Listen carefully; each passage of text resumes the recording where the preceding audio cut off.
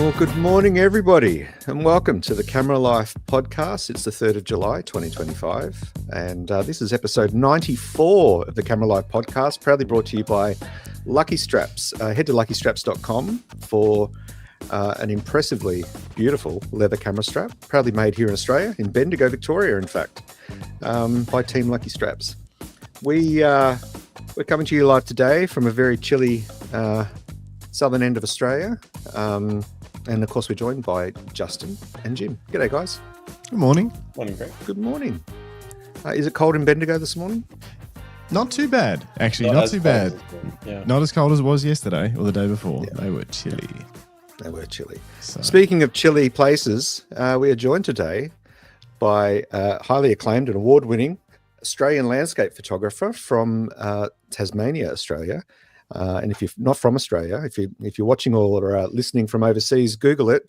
You'll see why we call it, why we have the phrase "map of Tassie." But we're joined by Luke Tscharke. G'day, Luke. Hey, how you going, guys? Thanks so much for having me on. Thanks for coming. Thanks for joining us. Oh, it's our absolute pleasure. Our absolute pleasure. I remember early on when I first joined the team to co-host this podcast with Jim and Justin. I remember Justin saying, "Oh, I need to get Luke Tscharke on. I need to get Luke Tscharke on." When we were talking about potential guests, you were at the top of the list for quite some time, and here we are today. So it's so great to have you on board.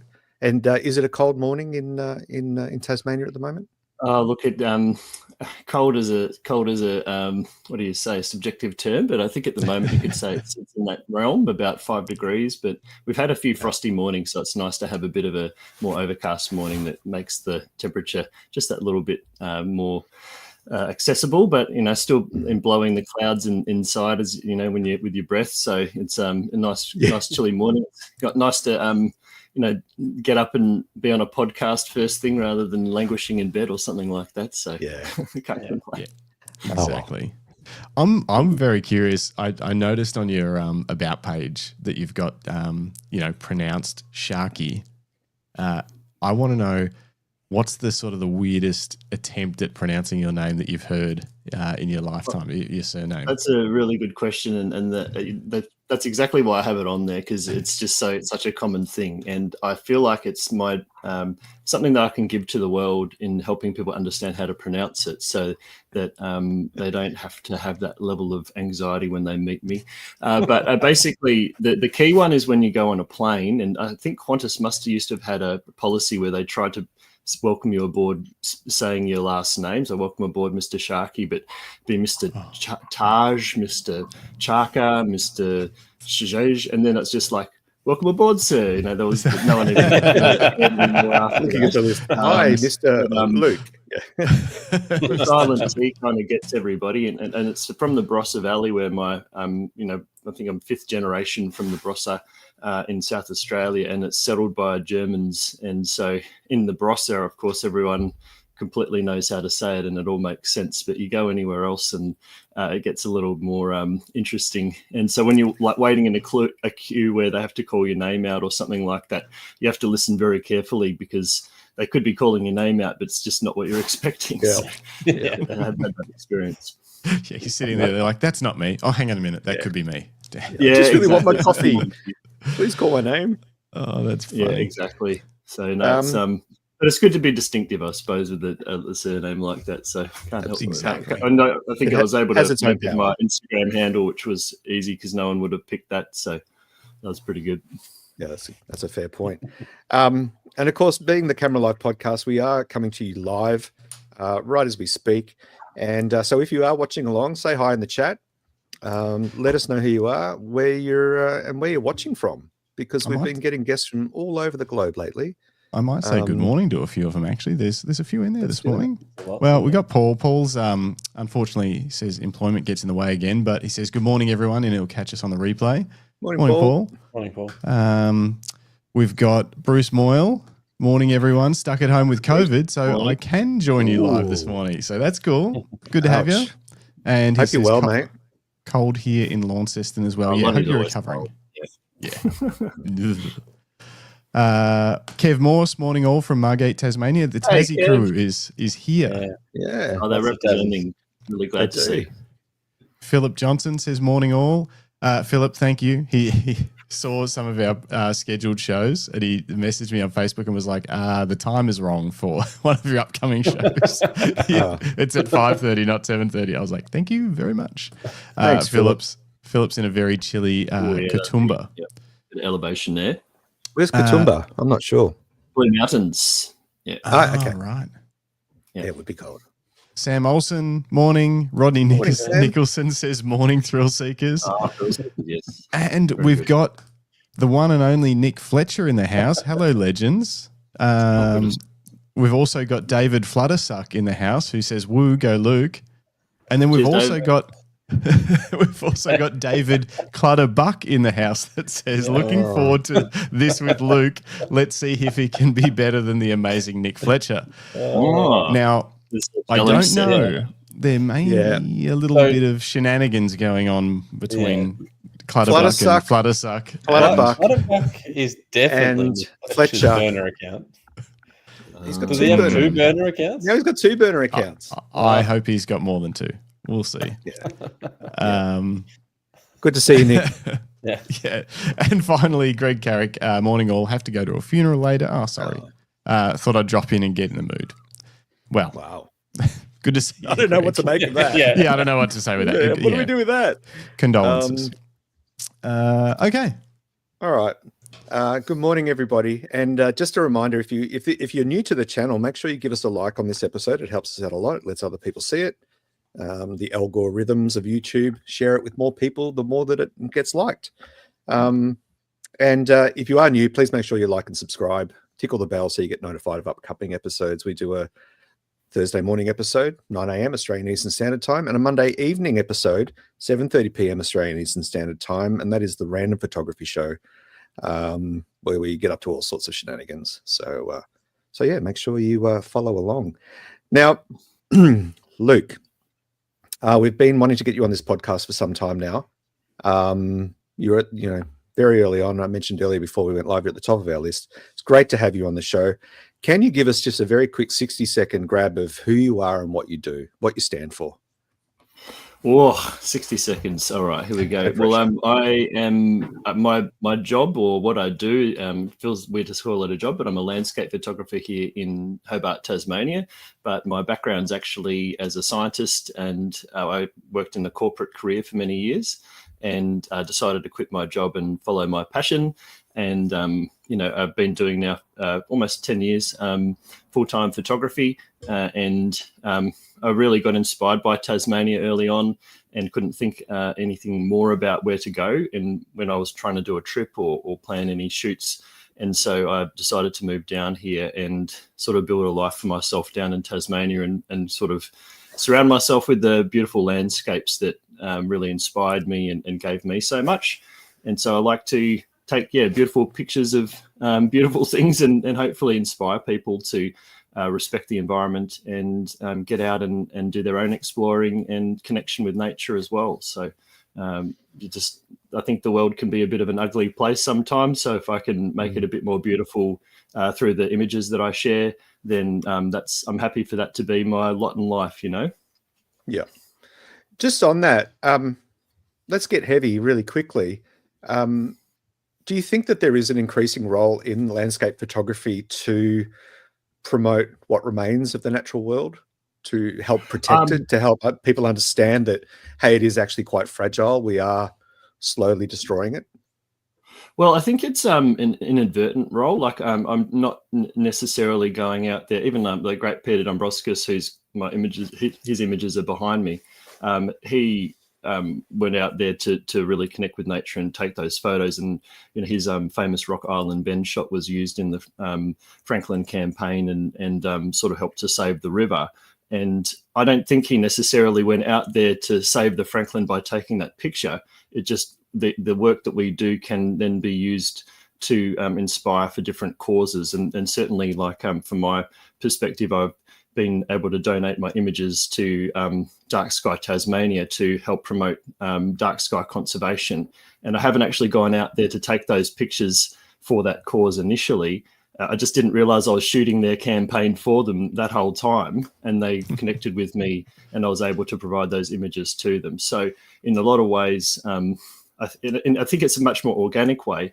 We're kind of we're doing that whether we plan to or not, and in some ways then you connect with the landscape and realize that you can play that role in order to bring about that awareness. But I think it's also important to acknowledge that we aren't necessarily conservationists inherently, and we have our own foibles and challenges in how we operate in the natural landscape as well.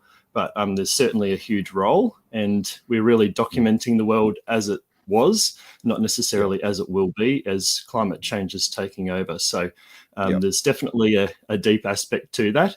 And so you're not chaining yourself to a tree with a Sony A7?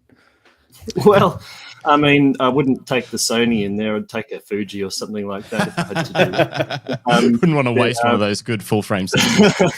Sorry, we were talking about that before the show, but I think I'm extremely grateful there's people out there that are willing to do that, and I kind of wish I could do a bit more direct in action like that.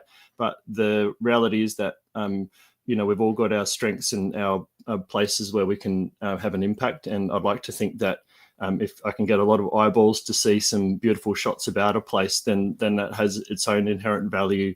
And there's certainly a place for those direct action type things as well. Yeah. But we've all got our point to play. And so certainly being able to provide images and assist with campaigns and things like that make a huge difference, I think. Yeah. And could you explain sorry, Justin, just quickly, what is dark sky conservation?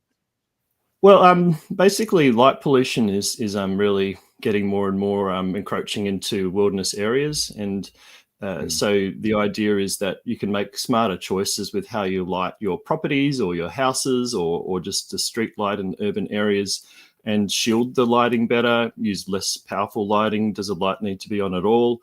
And by making those decisions, we actually have less light pollution overall. And it means that some places in the world now, you can walk outside and see the Milky Way in the sky just in suburbia, because the lighting choices that are being made mean that, the night time's coming back and people's circadian rhythms are getting better. The wildlife that that are nocturnal get to, be a bit more in their natural environment and those sort of things. So the concept is purely about an understanding that we can actually reduce that light pollution as well. And as a nightscape photographer, obviously having darker skies is also a really nice positive benefit in being able to get some beautiful photos as well. So everyone wins, and I get to sort of help keep those skies nice and dark as well through that process. Yeah, very cool. Very cool. I just wanted to highlight a couple of things. Greg just pumped Luke's tires up a touch before we dig into his story. But if anyone isn't already aware of Luke's work, he's won numerous awards for landscape photography and nightscape photography, whatever you want to call it. Particularly amazing body of work with Auroras, which is quite captivating. And then also you've contributed and even been featured on the cover of Australian Geographic multiple times, I think. And so that's very, very cool. And also a Sony digital imaging advocate, which is like a partnership. So you would do work with Sony, the brand in Australia. Yep. Do a lot of work with Sony and definitely my biggest sort of brand sort of partnership. And I don't know if there's a better partnership to have than with the actual company that provides the very equipment you're capturing with and being able to actually, they're supporting me through, I can run events on their behalf. And that's actually a big portion of my income in terms of that relationship as well. So it's a very organic and very meaningful connection that I have. We just actually had the big Sony Condo event down in Hobart, which is where all of the advocates and ambassadors and the Sony team get together and go on some different shoots and events like that. And it's just amazing to be part of a brand that is so willing to invest in their community. And it's just a beautiful thing. Yeah, it's amazing. I think we're seeing more of that now. brands are realizing that they can't just sell great products. I mean, it's always been a consideration, but I think, we've seen improved and increased effort from camera brands to build community, and they've always had ambassadors, but greater levels of community involvement. In Fujifilm, we've seen the creator summit that they held in Sydney, very much targeted at content creators, like a younger market, younger demographic. We're seeing more of that stuff coming out from brands. What would be your advice? So for, say, a photographer who, wants to step up their game and maybe wants to be noticed and potentially in the future work with a brand, what would be your number one piece of advice, or a couple of pieces of advice you'd give someone to build their reputation and be considered by a big brand? Yeah, well, I can definitely give a few pointers there, and certainly what I've picked up. From my perspective, I was lucky to be living in Sydney, which is where the head office is, and it does actually make a big difference to be relatively local to where the sort of decision makers are, so because it's a bit easier for them to call you in for a meeting or catch up or bump into them or attend events that they run. But if a brand is running an event like the summit you're talking about, where you can actually pay to go or be involved, then just having your face in the room, even if you want to go if you're invited, don't barge your way in. But if there's an opportunity to attend, then definitely do so, because you get to meet the people that would be making decisions about those programs. Also, actively tagging the brand or whatever the social account is relevant to that brand in everything you're sharing makes a direct connection as well, and that brings about some awareness. Hopefully, it's in a genre or topic that they're hoping to have someone communicate about, so that definitely helps. And then with Sony also, a lot of the ambassadors or advocates have actually come up through the Sony Alpha Awards, and a lot of the times people that do well in the Alpha Awards or entering in that competition, it's a direct way of the Sony team actually seeing the quality of the work that people are producing. And if they see the name pop up everywhere, and then they're also in the awards as well, then that definitely helps. And it certainly doesn't also hurt to send an email, or if there's an open, I know that in the past, the advocate programs actually had invitations to, I guess, apply for it.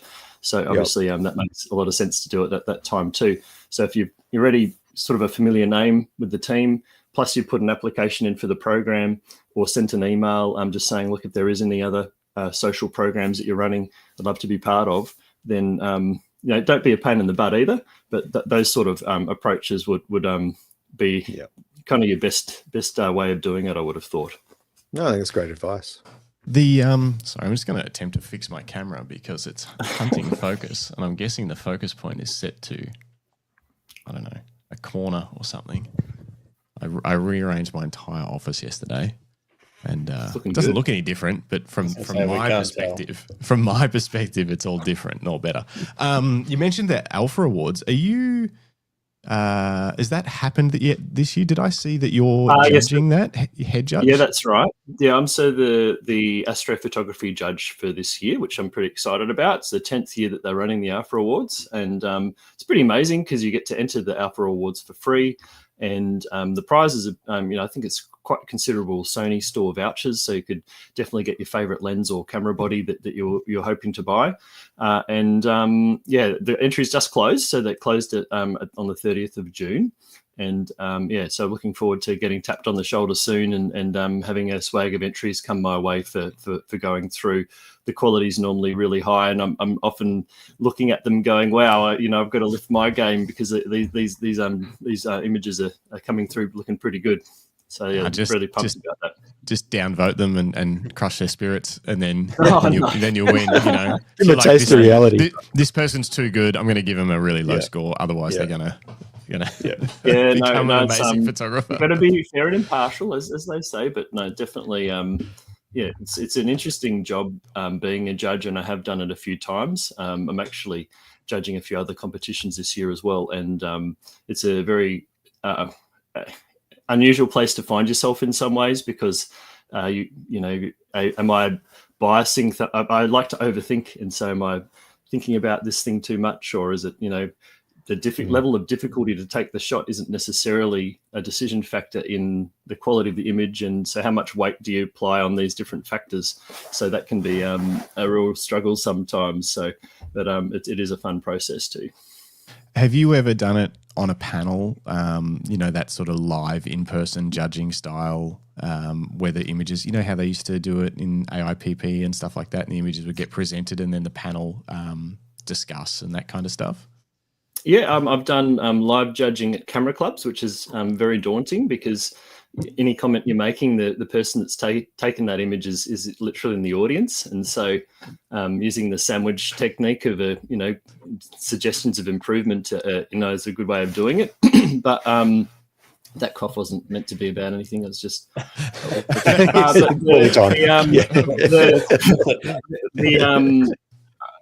I love the idea of being able to provide really constructive feedback, not criticism, about what I feel could be done to improve the image. Whether the photographer agrees with that's another thing, but I guess that's what I'm there for, to provide that feedback.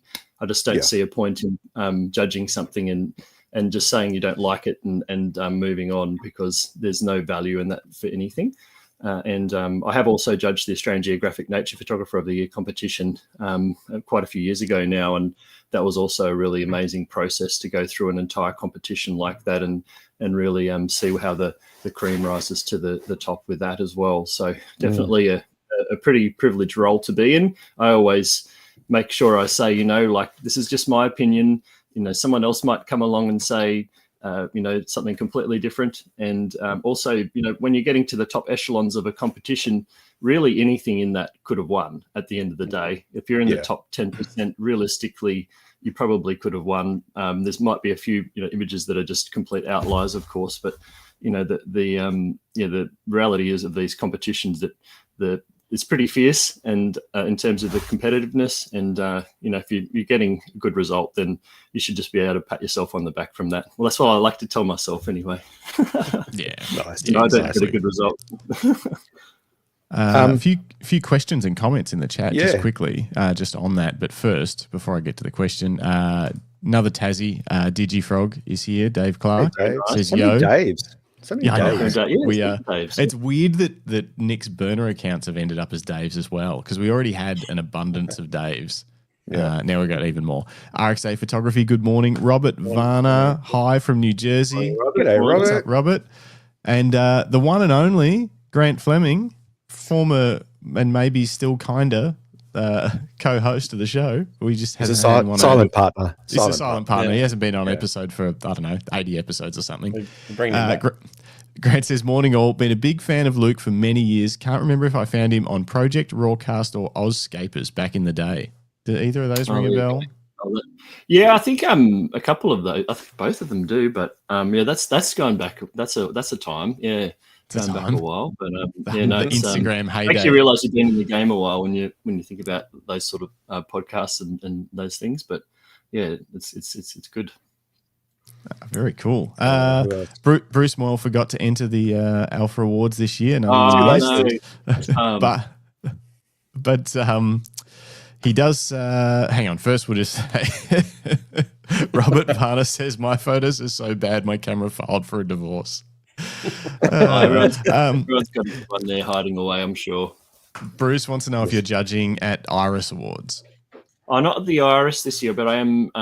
I think Bruce is also heading over to the New Zealand Photo Show, which is really, really excited to have been invited to speak at that this year in Christchurch. So I'm heading over in early August, and so great to be involved with that. And I don't know if I've really got the professional judge training that maybe some of those competitions really need.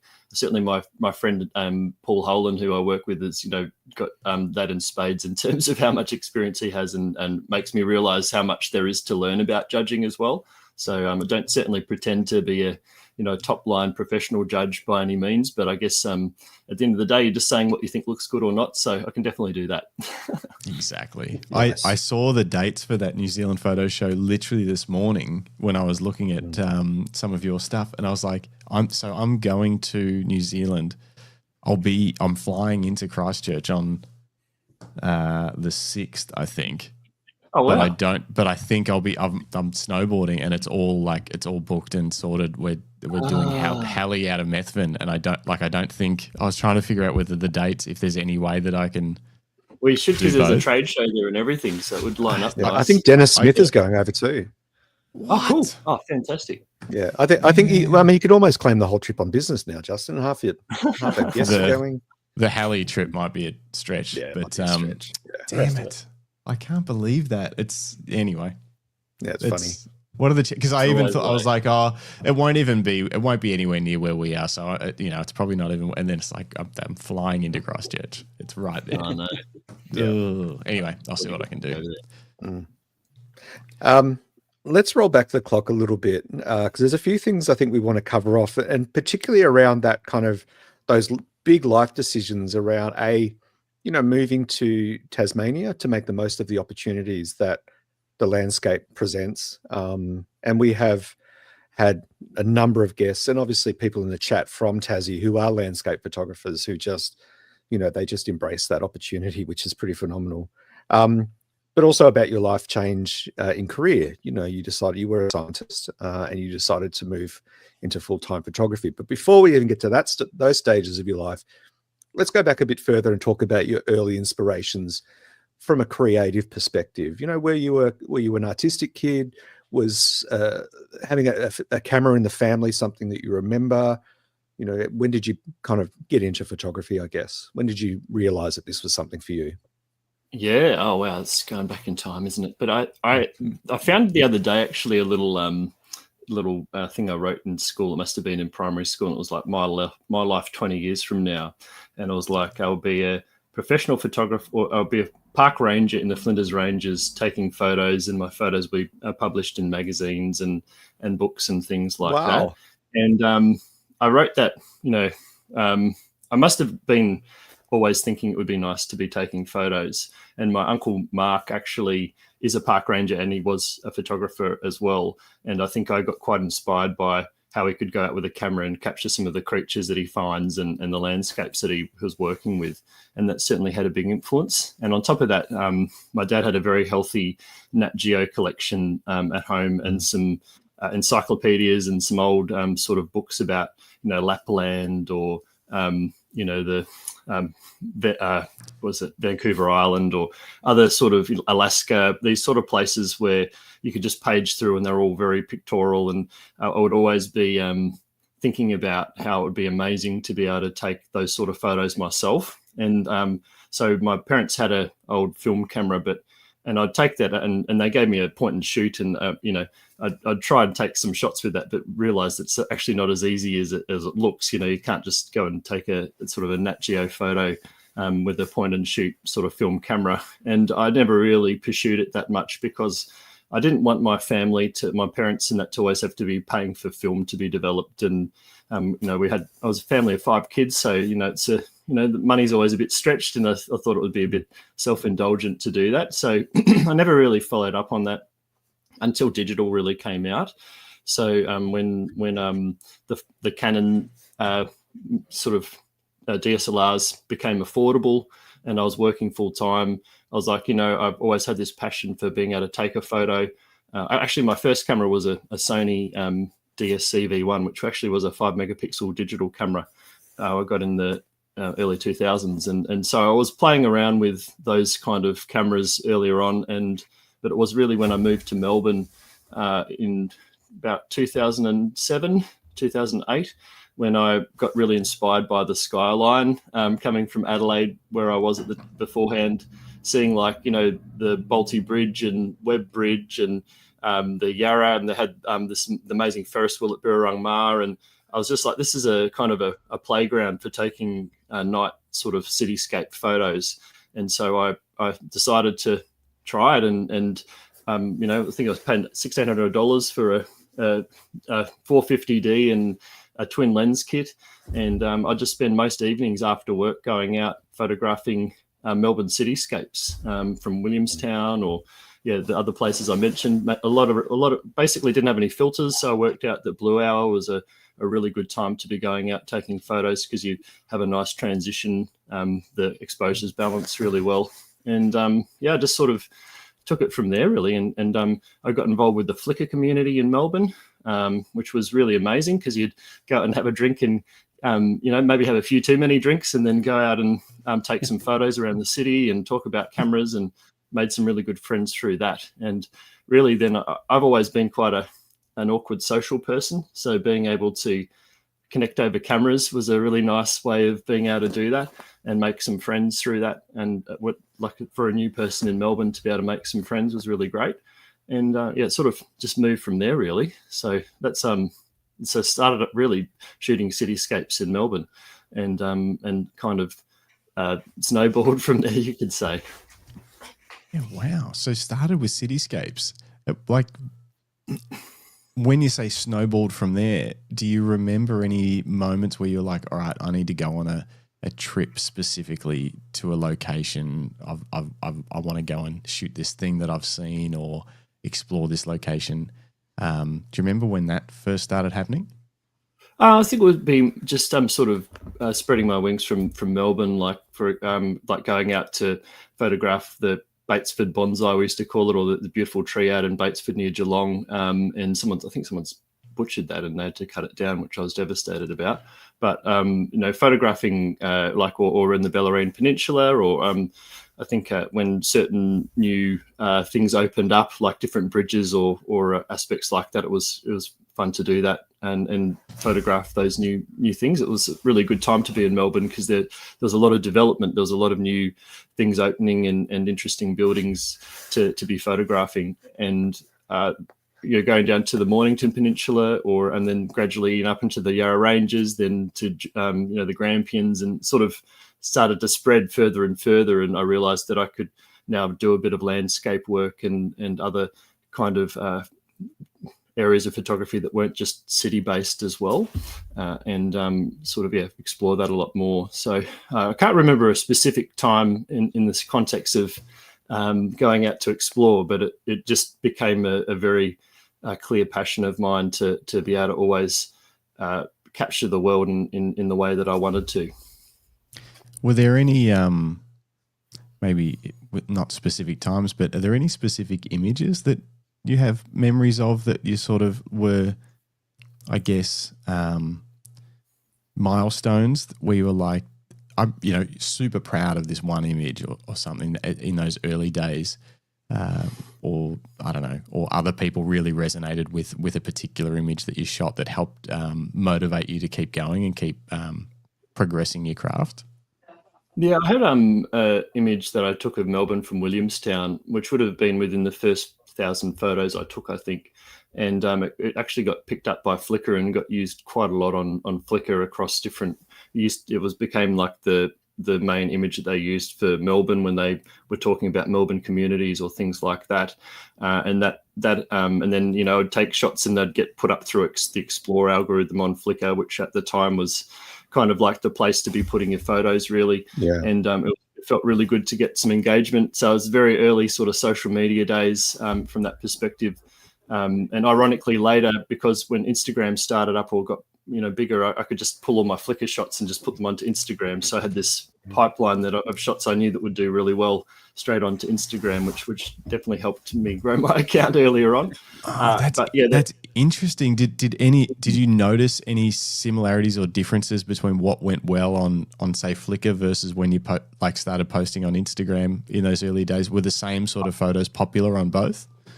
Yeah, I think I was just sort of picking my best shots, and back in those days, this is like 2014 on Instagram, like everything did well, and there was no filter, there was no algorithm, so you just put up a photo and all of the comments and likes and everything was a very, very different experience. And so that was so it really, that sounded a bit a bit arrogant to say, but really it was like that. Everything would just there wasn't that many other landscape photographers on there as much as well. So if you put up some quality work, then it would get noticed pretty easily. And so that was pretty awesome. Less ads. Yeah. Back then. Yeah. There was less ads. Totally clean. No ads at all. No, it was just, it was a chronological feed. You could game it a bit too. You could change your tags, and then so there wasn't a lot of the rules that they have now around stuff. So not that I was gaming it necessarily, but that it was Optimizing a very, very it. different platform before Meta bought it. And it was exciting in the early days. You were excited to get your images onto this new platform.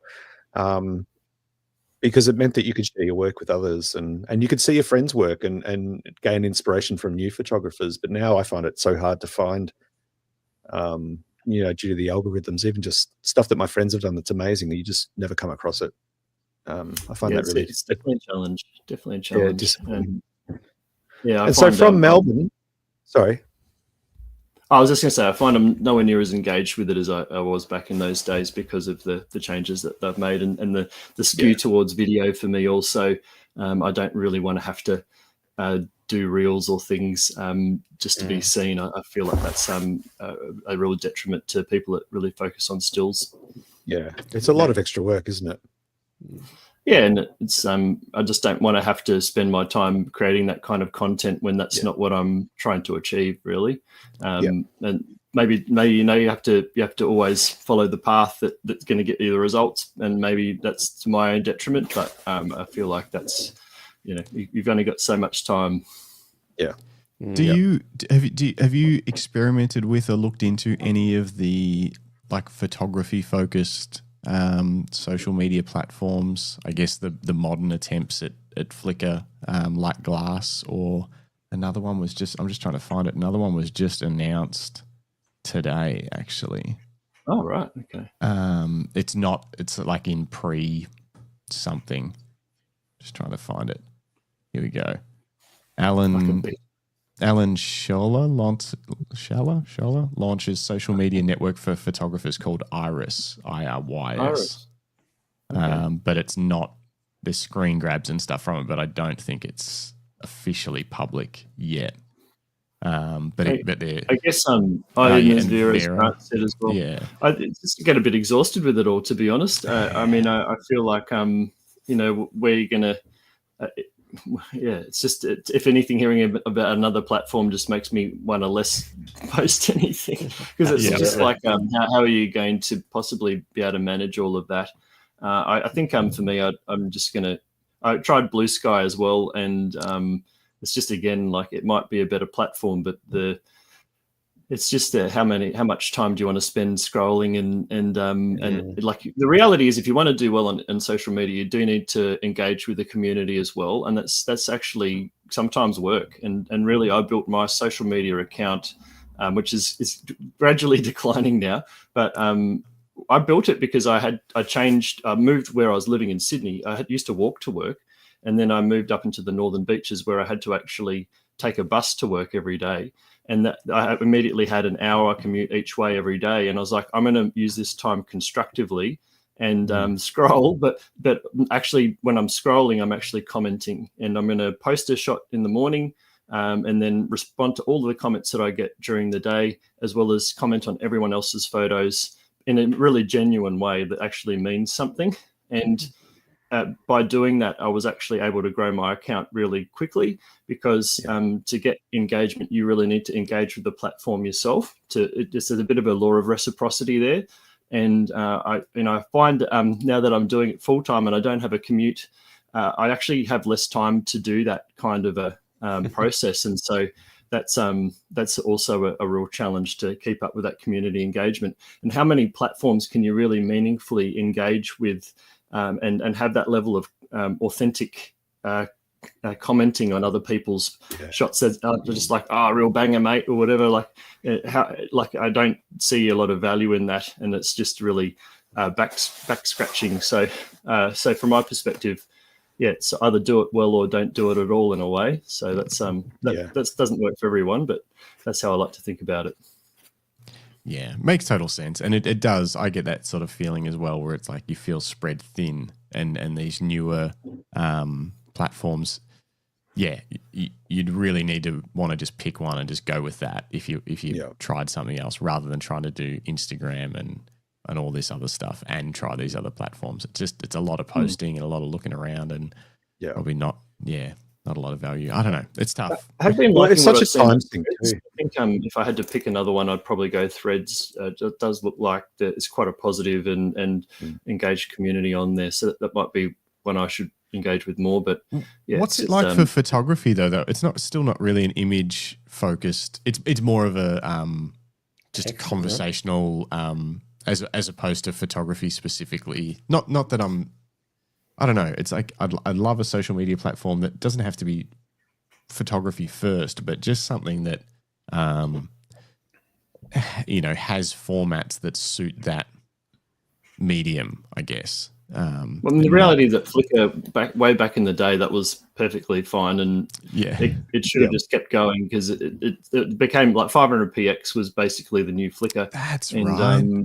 And like, that's you don't need anything more than that.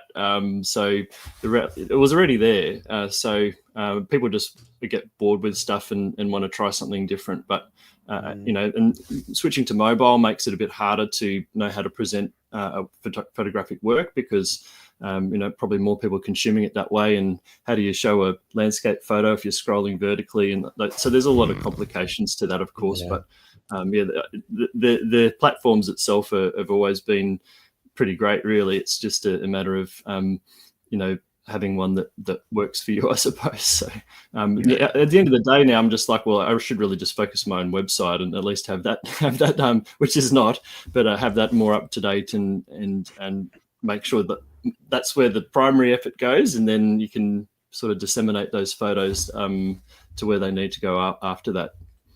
I think there's a lot to be said for striking a balance, maybe making a deal, setting yourself some borders around, rather than spreading yourself thin over multiple platforms to get your images out there.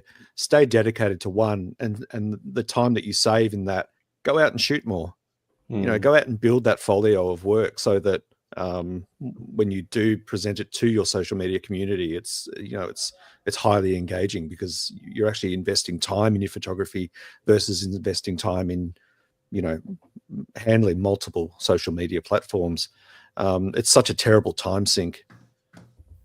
Just not even posting, even just scrolling through social media, you lose hours, and you can really get drawn into it. So I try to set myself boundaries about not over investing time on that. But it can be tricky, especially if you're trying to promote a business.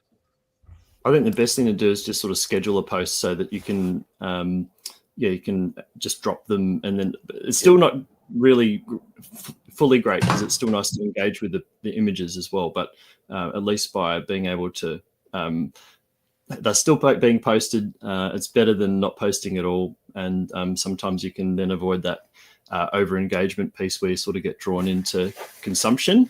I've got a big sign on the top of my monitor: create more than you consume. And it's very hard to do, I can tell you that. I like that. Get sucked in. Yeah, that's a good sign. I'd have no chance of doing that on YouTube. And we create 4 hours of podcast a week. I think I'm still behind. Sam Olsen says Vero community is highly engaged. Vero, not Vera. Vero community is highly engaged. No algorithms at all. Everything is seen in the order it's posted by the people you're following. That's cool. I don't check it out. Signed up to that too. I have to just it's just like, how much do you want in your headspace, I suppose. But yeah, if you're going to pick one and it's engaged, then the concern I have, or not concern, but like in some ways too, like if you're trying to do it from who you're talking to, and if you're on a community, I'm certainly not playing down Vero, but if I'm posting on Instagram, there's actually brands on there. There's people I could work with on there, people that might want to buy prints and things. And I'm concerned with some of the other platforms that you're just talking to other photographers, and you might be getting meaningful feedback and you're getting engagement. But if you're looking at it from more of a business perspective, you do want to be in a place where there is those brands or other people that may want to work with you, or the work being seen by a more broader audience. Because if I'm trying to inspire other people about the environment or what I'm doing, I want just the general population to see that too, not just other photographers who already might be empathetic to what I'm talking about. So it is important, I feel, to still be visible in a space where that bigger, wider audience and brands and other businesses that might want to use my services are actually there as well. So that's just another consideration. It's almost like if there was a spin-off sports league, like a new football league, with no advertising or anything, so it's really nice and clean and cool, but there's only other football players watching you play. Yes. You know what I mean? Instead of the general Yeah. It's kind of like that, where it's like it's nice, and our images can be bigger because the software is designed not to compress them as much, and all that sort of thing is cool. But yeah, there's no one really else being exposed to that other than other photographers. Makes total sense. Yes. Just don't want to be in an echo chamber like that, I suppose, or not that. Yeah. Like it's not invalidating the experience of that by any means, because you're getting a lot out of it. But it's more about what your strategy is, or what your bigger purpose might be with what you're trying to achieve. I think when you think about that, yeah. Because I think photographers are very guilty of talking to other photographers and feeling like like it is meaningful engagement, but is it actually? I feel like some of the more successful photographers that have a bigger galleries or whatever, they understand that they need to talk to the general public and not just other photographers and that kind of aspect. So that's just a thought process there. Yeah. One final comment on this before we get back to your photography journey. RXA Photography says Vero seemed to be the it thing for about a month. I haven't thought about it for a year. So yeah, they do seem to. Yeah, I forgot about 500px. That's still here. I just pulled it up. It's like it's still there. They're still. I think it got bought out or something, and that made the terms changed on it or something from memory, and that made it a little bit less attractive for people, that they were worried that their photos might end up in other places they weren't expecting. Don't quote me on that, or make sure you read the terms yourself. But I think there was some question marks around that. Definitely was the place to be for a while, though. I never really enjoyed that platform myself, but certain people did quite well through that one too.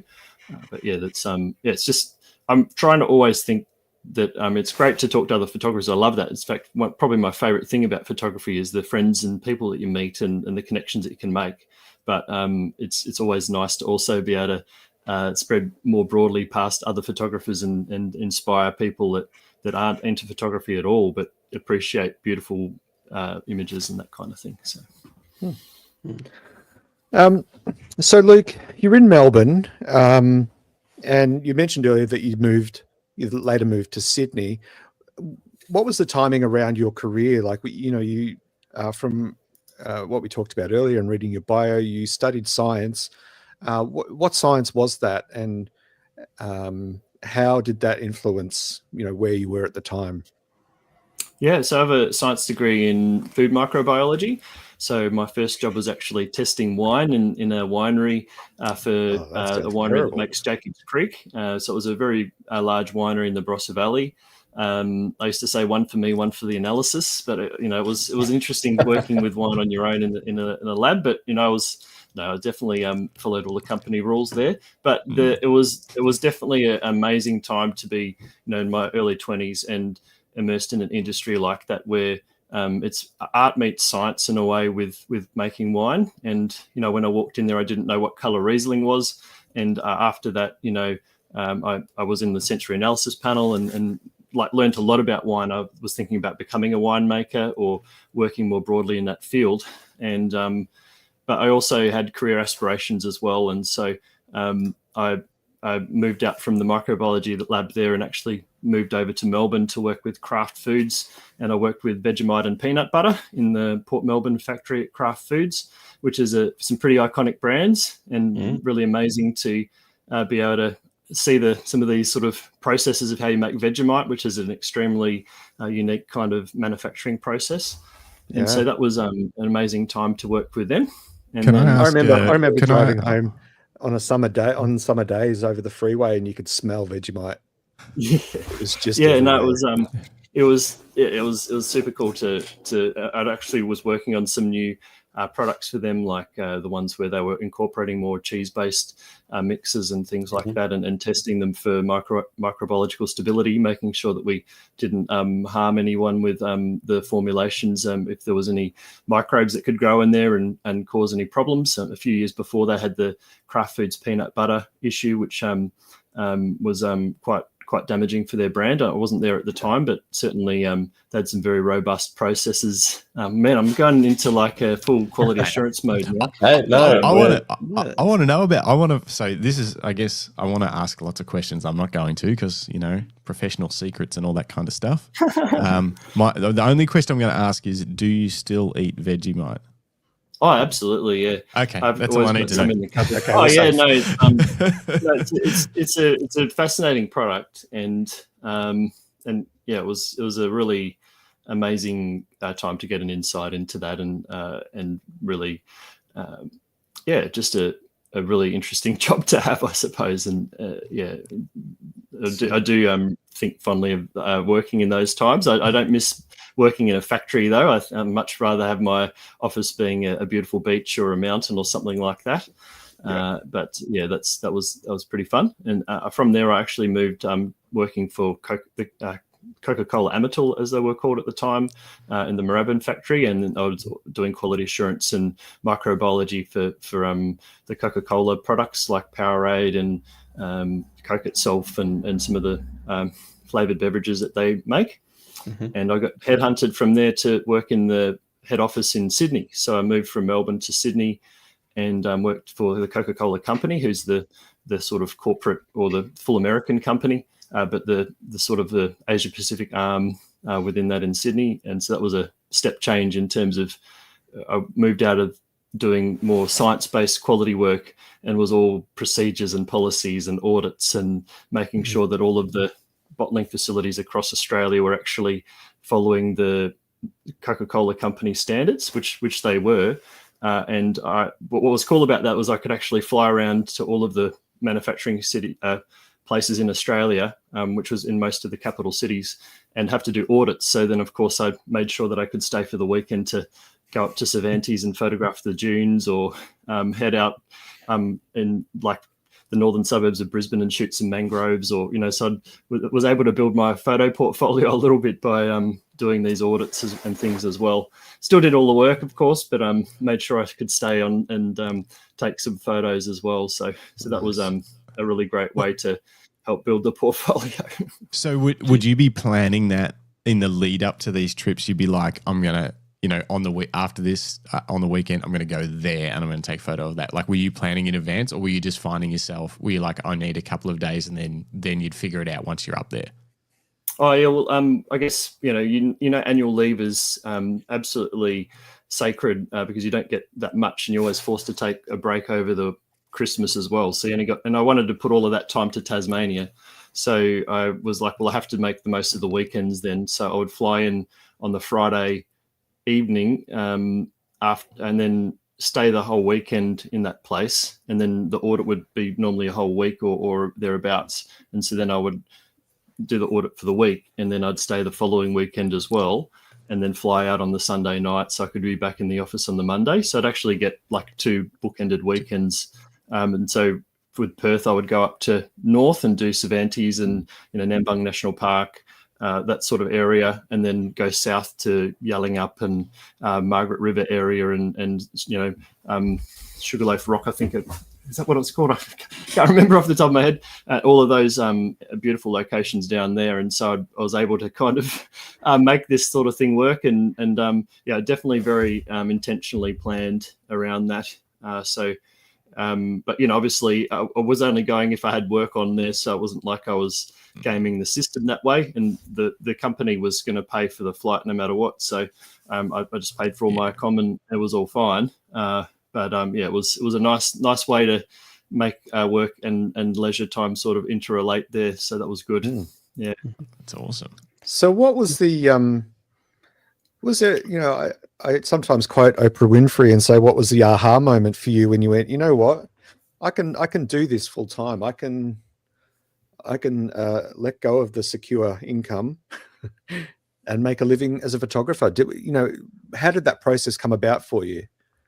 Well, it was very long, drawn out, and basically I had to get to the point with my job where I felt like I was dragging my corpse to work every day because I was so disengaged with it in a way. Well, it was like I was getting so excited and inspired about the photography that I was doing. And at the time, I was getting a lot of engagement on Instagram, and I was really passionate about that. And it's like all of my passion that I had was in photography, and work was just really, even though I was doing a good job at it, it just wasn't really providing any fulfillment in my life anymore. I guess, I've moved out from doing these cool science experiments in a lab to now being like Mr. Policy and policeman kind of thing in a corporate sense. And it's really not why I got into it to start with either. So I think that was another big factor. And so it's like the saying, when the pain of change is actually less than the pain of it staying the same. And that was really what was starting to happen.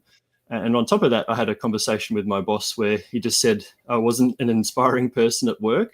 And I was like, every day on Instagram, people are saying that my work's inspiring. So I'm like, So, that's already a pretty big hint. And then I got asked by the Tasmanian Walking Company to photograph the overland track through Tourism Tasmania as a job. And that was coming up in sort of a May time experience. And I was like, well, I actually don't have enough annual leave to do that. And my boss never gave me leave without pay. And I was like, well, maybe it's just time to give it a go. I mean, the job was never going to pay more than what my corporate salary was paying by any means. But the point was that, I'd saved up some money, and I was like, well, all right, maybe this is the time to do it. So that kind of I was also having to turn down other potential travel opportunities as well because I didn't have enough annual leave to do them. And I really want to have these experiences in my life, and I don't want to have to say no to these opportunities.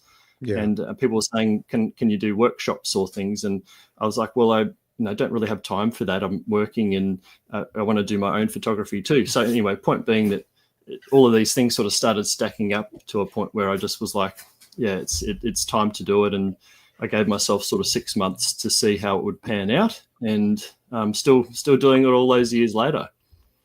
Epic. That's a long run. Like, that's especially with landscape photography. That's very impressive. Very, very impressive. Well, it's not my favorite quote is, if you want to make $1 million in photography, start with $2 million, it's probably heard that one, but it's like, that's pretty much what it's like. It's like a lifestyle decision. I'm sure there's definitely people that have done well out of it, but I don't really want to be that kind of person either. I want to just have a really enjoyable life and not be all about the business or sales or things like that. So it's a challenging place to operate, and definitely easier working for someone else, but to have a full spirit and the connection that I can have and the lifestyle that you can have, as you guys would know, it's very hard to it'd be so hard to go back to that now. So hard, even though it'd be a lot easier from the salary perspective. It's just I'd just be sitting at the desk all day just thinking about my next trip. I just know it, I'd be thinking about, I could be editing something, or I could be doing a print right now, So if I ever think about, I should go back to full-time work or something, I just run that scenario through my brain, and I just go straight back to, all right, I'm going to do some edits and sort of jumpstart that whole process. How did you have so in the lead up to making the jump, did you have you said you had some savings? Did you do some calculations on like what your current cost of living was, and basically figure out, all right, I can survive for this many months or whatever with what I've got, and that's kind of my runway to give this thing a go? Yeah, I think my goal was to not have to dip into savings if I could help it, obviously. So that was the first criterion, really. And if I could do it without having to pull money back out, then obviously it was sustainable. And I gave myself kind of like that 6 months where, if I had to dip into the savings, then I could. I don't remember if I had to, but I was living at Sydney at the time. The rent was a bit more pricey. It's not a cheap city to live in, but at the same time, there's a lot more clients there. There's a lot more big corporate players there that you can. And I've since found when you move away from a place like that, a lot of those opportunities dry up. They really like to work with people that are quite local. So I think that sort of that sort of was still okay. And when I moved to Tassie, that a big motivator of that was just a cheaper cost of living as well. So that also made it more sustainable. But then I also lost a lot of potential with those bigger businesses, as well as a bigger population base to help with workshops and things. So it's sort of scaled in a way, but I definitely don't regret my decision whatsoever moving to Tassie. But that was certainly a factor in terms of reducing the overheads in terms of a cost of living and that kind of thing. Yeah. Even just It's a stuff pretty like big a change. driver's license, or just like really basic insurances, everything's cheaper Yeah. in a place like Tassie. Yeah.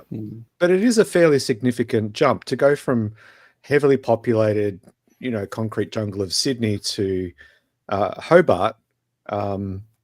That's a pretty significant change of life, isn't it? And I guess for you, it wasn't just about, like you said, it was a factor about the cost of living change, but you were changing multiple aspects of your life at once. How did that go for you? What was that transition like? It was. I've never been more excited in my life. I really don't think I've been. I'm about to have a baby in September. I'm assuming that's going to be more exciting. But it was extremely exciting. The day I made the decision that I was moving to Tassie was like accomplishment unlocked or something. And for me personally, it was one of the best things, if not the best thing I've ever done. And I don't really. I go back to a place like Sydney now, and no offense to city slickers or anything, but I felt really overwhelmed, and I was like feel it's claustrophobic, and I've gotten used to being able to have the more wide open spaces and being able to see the Milky Way in the sky at night, and being able to just drive 30 minutes, or I can drive a couple minutes down and photograph an aurora on the beach, and just easier to get around. I want to go to somewhere in town, I can just park in front of the shop that I want to go to on the street. It's a big country town, really. And so there's definitely things you miss out on too, like bigger concerts, or like the when I was in Melbourne, being able to see all the bands I could see, and the festivals and what was going on. It's just a hive of activity, and I missed that. Even moving to Sydney, I missed that so much. I guess I really. It was very clearly my place all along. I just hadn't realised it. So you've moved yourself to Hobart, and can you remember the first sort of once you'd actually settled in, you'd moved in? Can you remember the first landscape shoot you went out and did?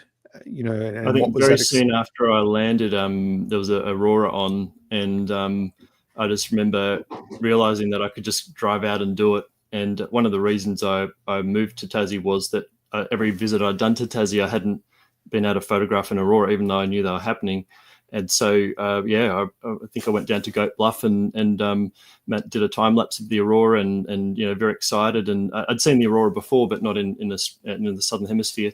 So that was certainly a pretty exciting moment to be able to just be able to pop out and do something like that. And it was almost a bit overwhelming in some ways, because there was so many opportunities all of a sudden, and so many things that I could do. So but that was definitely a strong memory of mine. Yep. And just for the uninitiated, can you just talk to us a little bit about auroras? Just very quickly, from your understanding, what causes them, and why has it been so prolific in the last sort of 18 months? Oh, yeah. So auroras are caused by huge packets of energy coming from the sun that are sort of released in either coronal mass ejections, or by high-speed streams from coronal holes. And so all this energy is coming towards Earth through the plasma, the solar wind, and that's smashing into Earth and basically being channeled down into the poles. And if there's the right alignment, you get an aurora in a real sort of top line. And the reason it's been a bit more common lately is that the sun has I think it's a 7-year cycle. I can always, or 11. I always bloody forget the thing. But the point is that at the moment it's near the solar max, and as over the next couple of years it's going to start declining again. and there'll still be auroras, but they just won't be as big and as frequent as what they are at the moment. And obviously the big solar storm on May 11th last year was kind of like the pinnacle event of the solar max. And I'm actually having an aurora exhibition later in August with three of my friends. I'm the fourth person, and I'm really pumped about that because we get to sort of show what the Aurora is all about, and it's over National Science Week, so we get to also talk about the science aspects around aurora formation, and sort of help educate the public a little bit about that as well. So that's pretty exciting. And where's that happening? Where's the exhibition?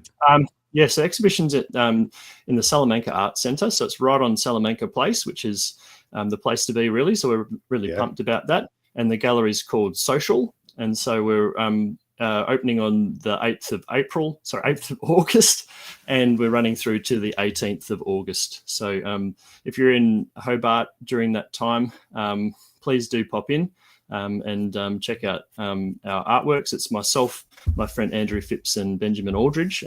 We're all doing a group show, and it should be a really an amazing experience to be able to bring that to sort of like Hobart and talk about auroras and give it the sort of time it deserves in a way. So it should be good fun. Spotted a comment I missed while I was looking at some of the comments from Andrew Ireland. Hi, everyone. New here. Hi, Andrew. It says, I met Luke on a recent Dark Mofo photo walk via Sony Scene. It was a great evening of night photography. That's cool. It's good fun. Yeah, went out and run some events I run events through the Sony Scene platform, which is kind of Sony's kind of all of the advocates run events and sort of I guess runs events on Sony's behalf. And I always love doing photo walks around Dark Mofo. And it was really great this year because they had a few extra installations. It's a bit more of a full program this year. The last couple of years was sort of backed off a bit. And so, I was able to do those and have really awesome people come along and have a big loan kit of Sony gear and be able to go out and take some photos. They had an amazing installation called Aurora, which was these spinning light bars, and could create some really fun photos in there. So it was a good time.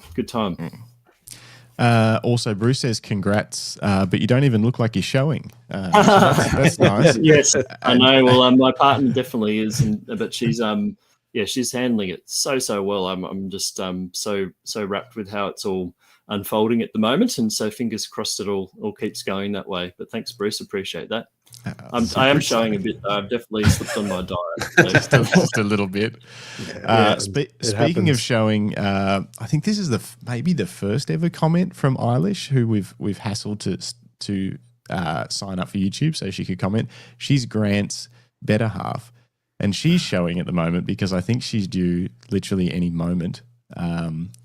And she has commented that we should all show our favourite landscape photo and explain why.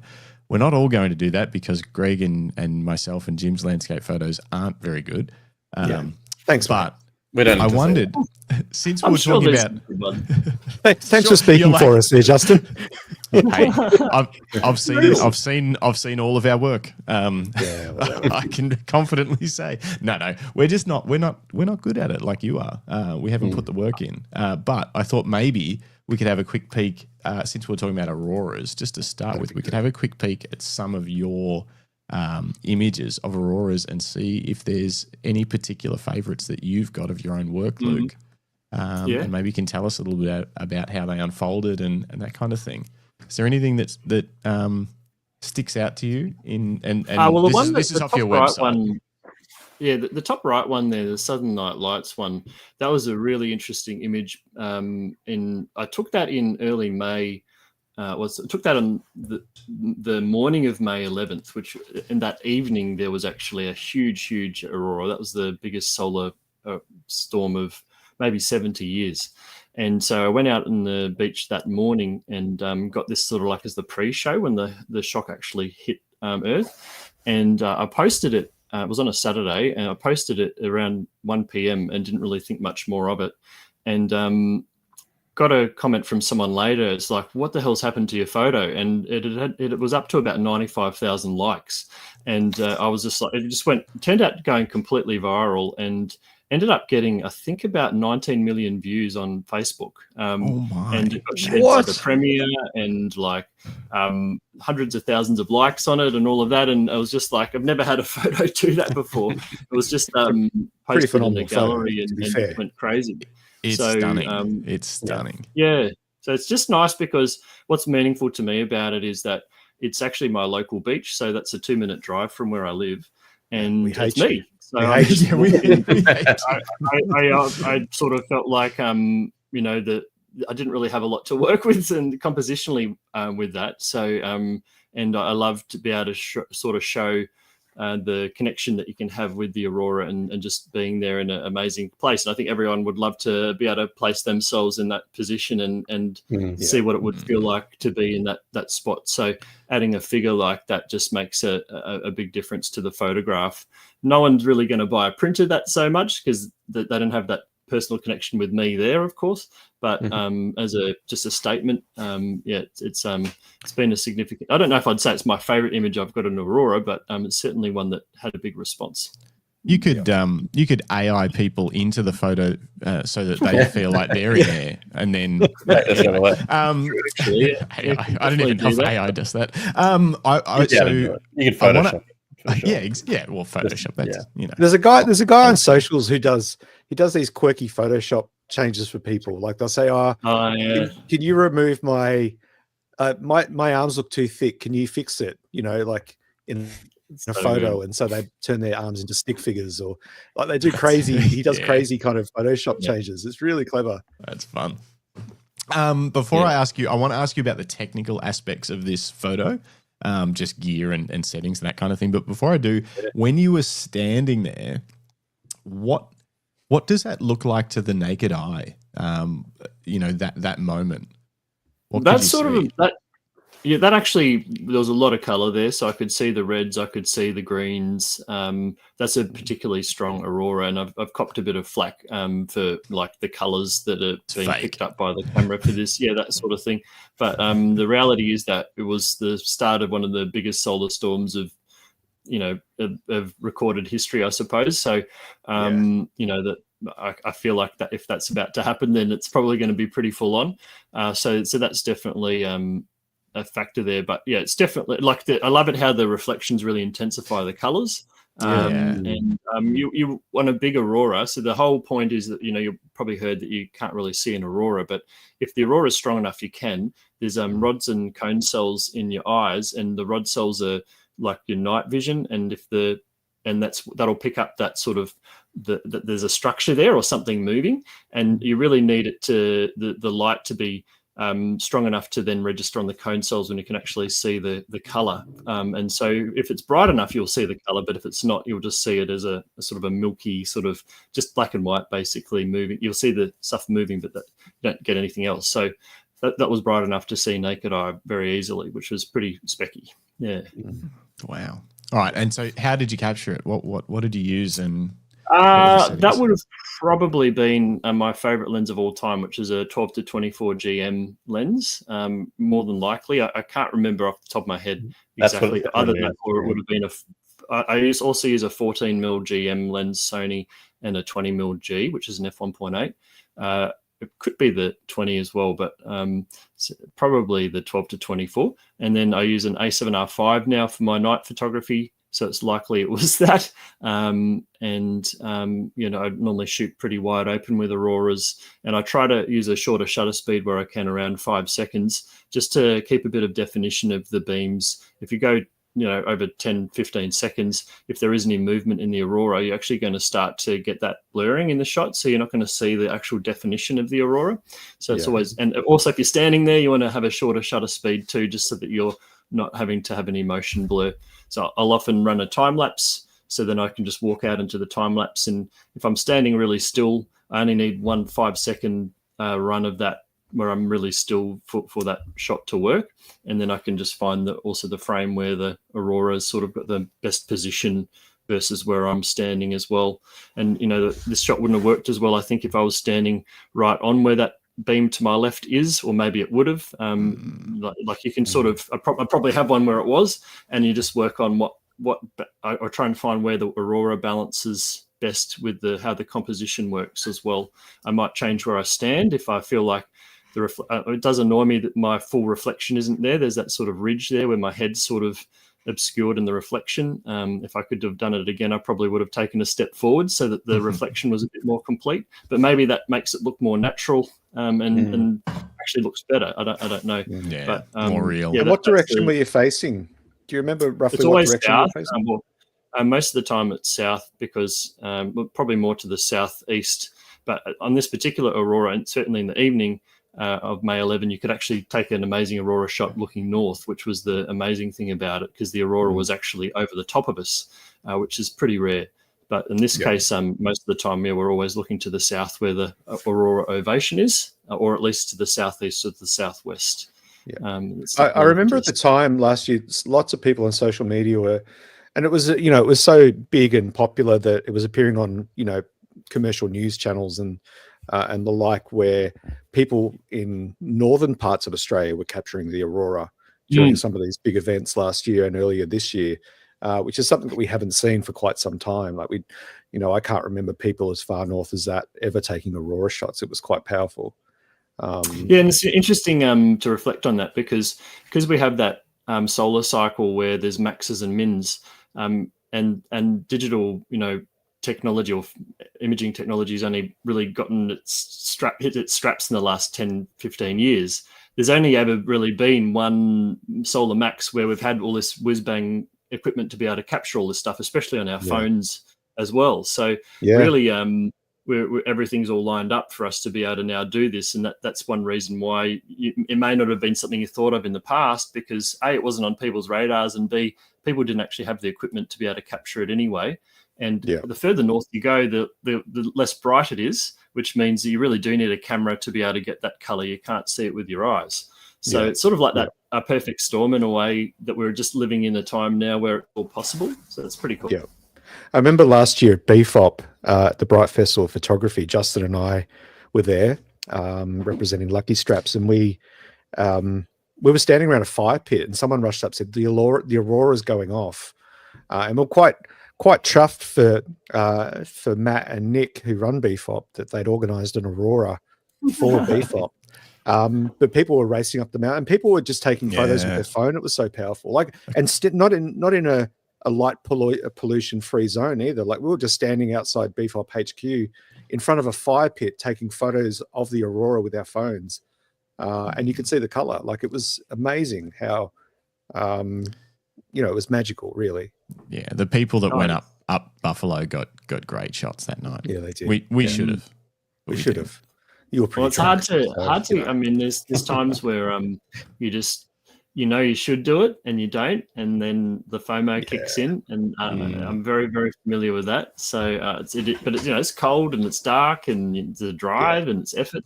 It's very hard but you do find yourself doing some pretty crazy things sometimes to get these shots, and you do pat yourself on the back later for doing that. So the swings and roundabouts, I guess. Yeah, I think it's that's the other thing too. It's the unknown. It's like, hey, it's happening, but it can go and come back. You can be out there for hours if you want to get a great shot. It's not like you rock up to your location and you're like, all right, I'll get the shot in the next 10 minutes. It's like you might have to sit around, and then you don't know if you've got to wait longer for it to come back, or if it just won't come back, and you're just sitting out there in the cold, just waiting. Well, a good strategy is just to run a time lapse, and then if your car's nearby, just hang out in the car and just let the time lapse run. You might be able to have a bit of a snooze, and then you're capturing everything anyway. So that's worked for me in the past. So that's the secret to all these great Aurora photos. I knew there was something to it. You got to have a few little tricks up your sleeve. That's for sure. 15 Sonys just pointed in every direction, just time lapsing always, on every beach in Tasmania. You have one camera that's running the time lapse, and then you can have another camera where you're roaming around, actually kind of getting your compositions. And so you're always going to be capturing something, because sometimes you might choose to move just at the wrong time when the Aurora really kicks off. But at least the time lapse is getting that. So it's a really good strategy, actually. Yeah, definitely. These are some accurate comments from photographers. So first, Bruce Moyle, I was the one that was taking photos with my phone. And then RXA Photography. I got a good one with my phone from southeast Melbourne. Couldn't be bothered getting the Z9 and tripod out. Oh, yeah. A bit like that too sometimes. If you know that you don't really have the location for it, sometimes it's nice just to get a record at least anyway. So definitely identify with that. Yeah. All right. Just quickly, are there any other in your Aurora specific work? Any other photos that stand out to you that we should have a quick look at? We will certainly say the Barn Beams one or the Federation Peak where the cursor's over at the moment. They're pretty challenging vantage points to get to in order to be able to take an Aurora shot. So they're really meaningful. That one as well. I was referring to the one below that, but that one is also a challenging spot to get an Aurora from. And so I think for me, it's really meaningful when I've got Sysplay. I'm going to have to update that on the caption. But this one here, it's a 3-day hike really to get into the spot where I took that shot from. And wow. I didn't really plan for the Aurora to be there. So to have the moonlight kind of lighting up Federation Peak and then having the Aurora behind it, I just happened to be in the right place to sort of capture this scenario. And so, I've certainly photographed bigger auroras and more spectacular arrangements, but for me, it's very meaningful because of the effort that goes into it and how it all worked. Like I shot that on a 55mm Sony Zeiss lens, which I only actually took because I like to use it for infrared.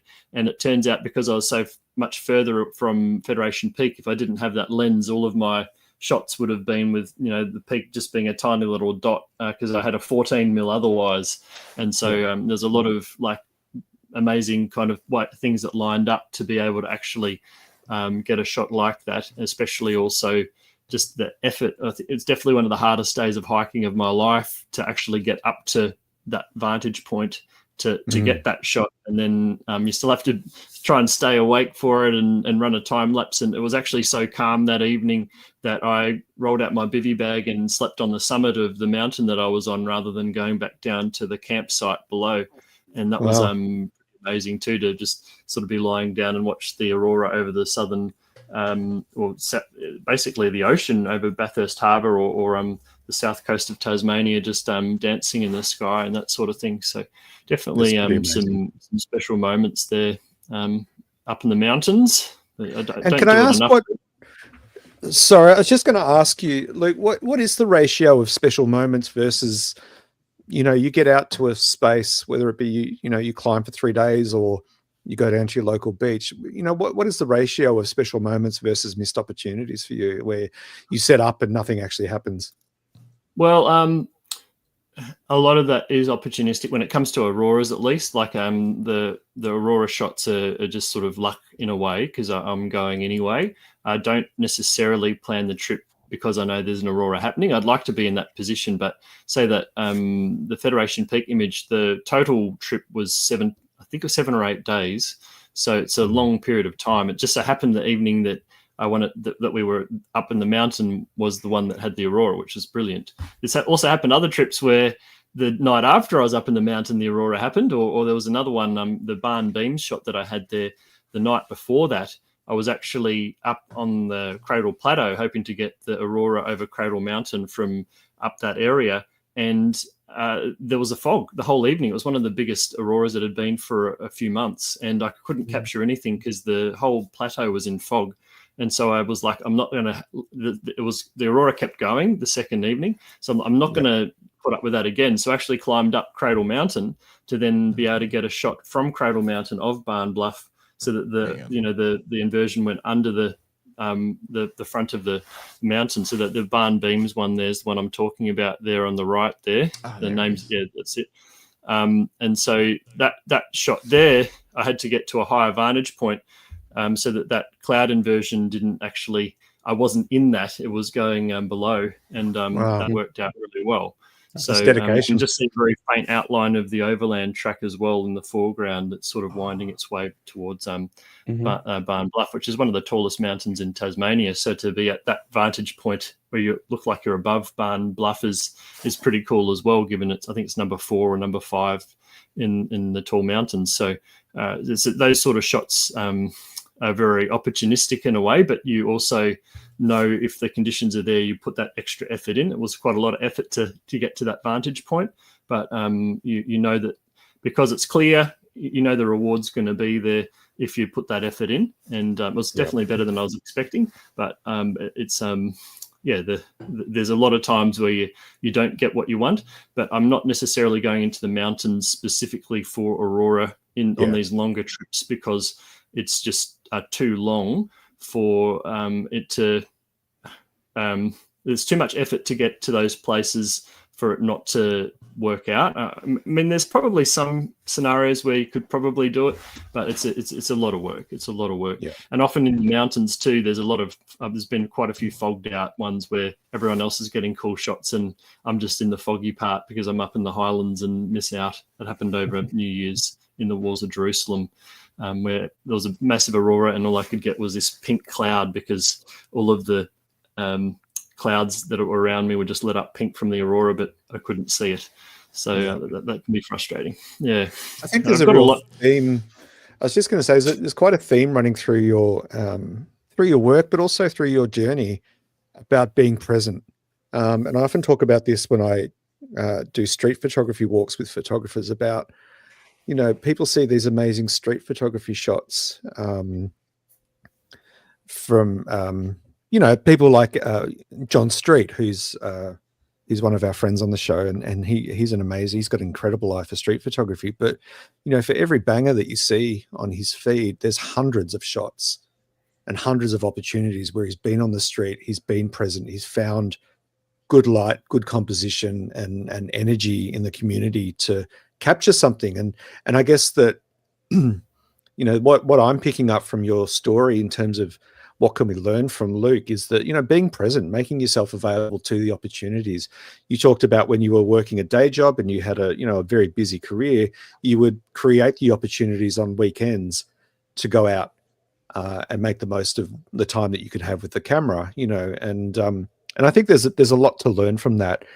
People that pick up a camera for the first time, you're not going to go out and take winning shots or viral shots for your socials. It takes effort, it takes work, and it takes being present a lot in your craft to get to that point. I'd also add another thing. I don't want to cut your train of thought off, but no, go.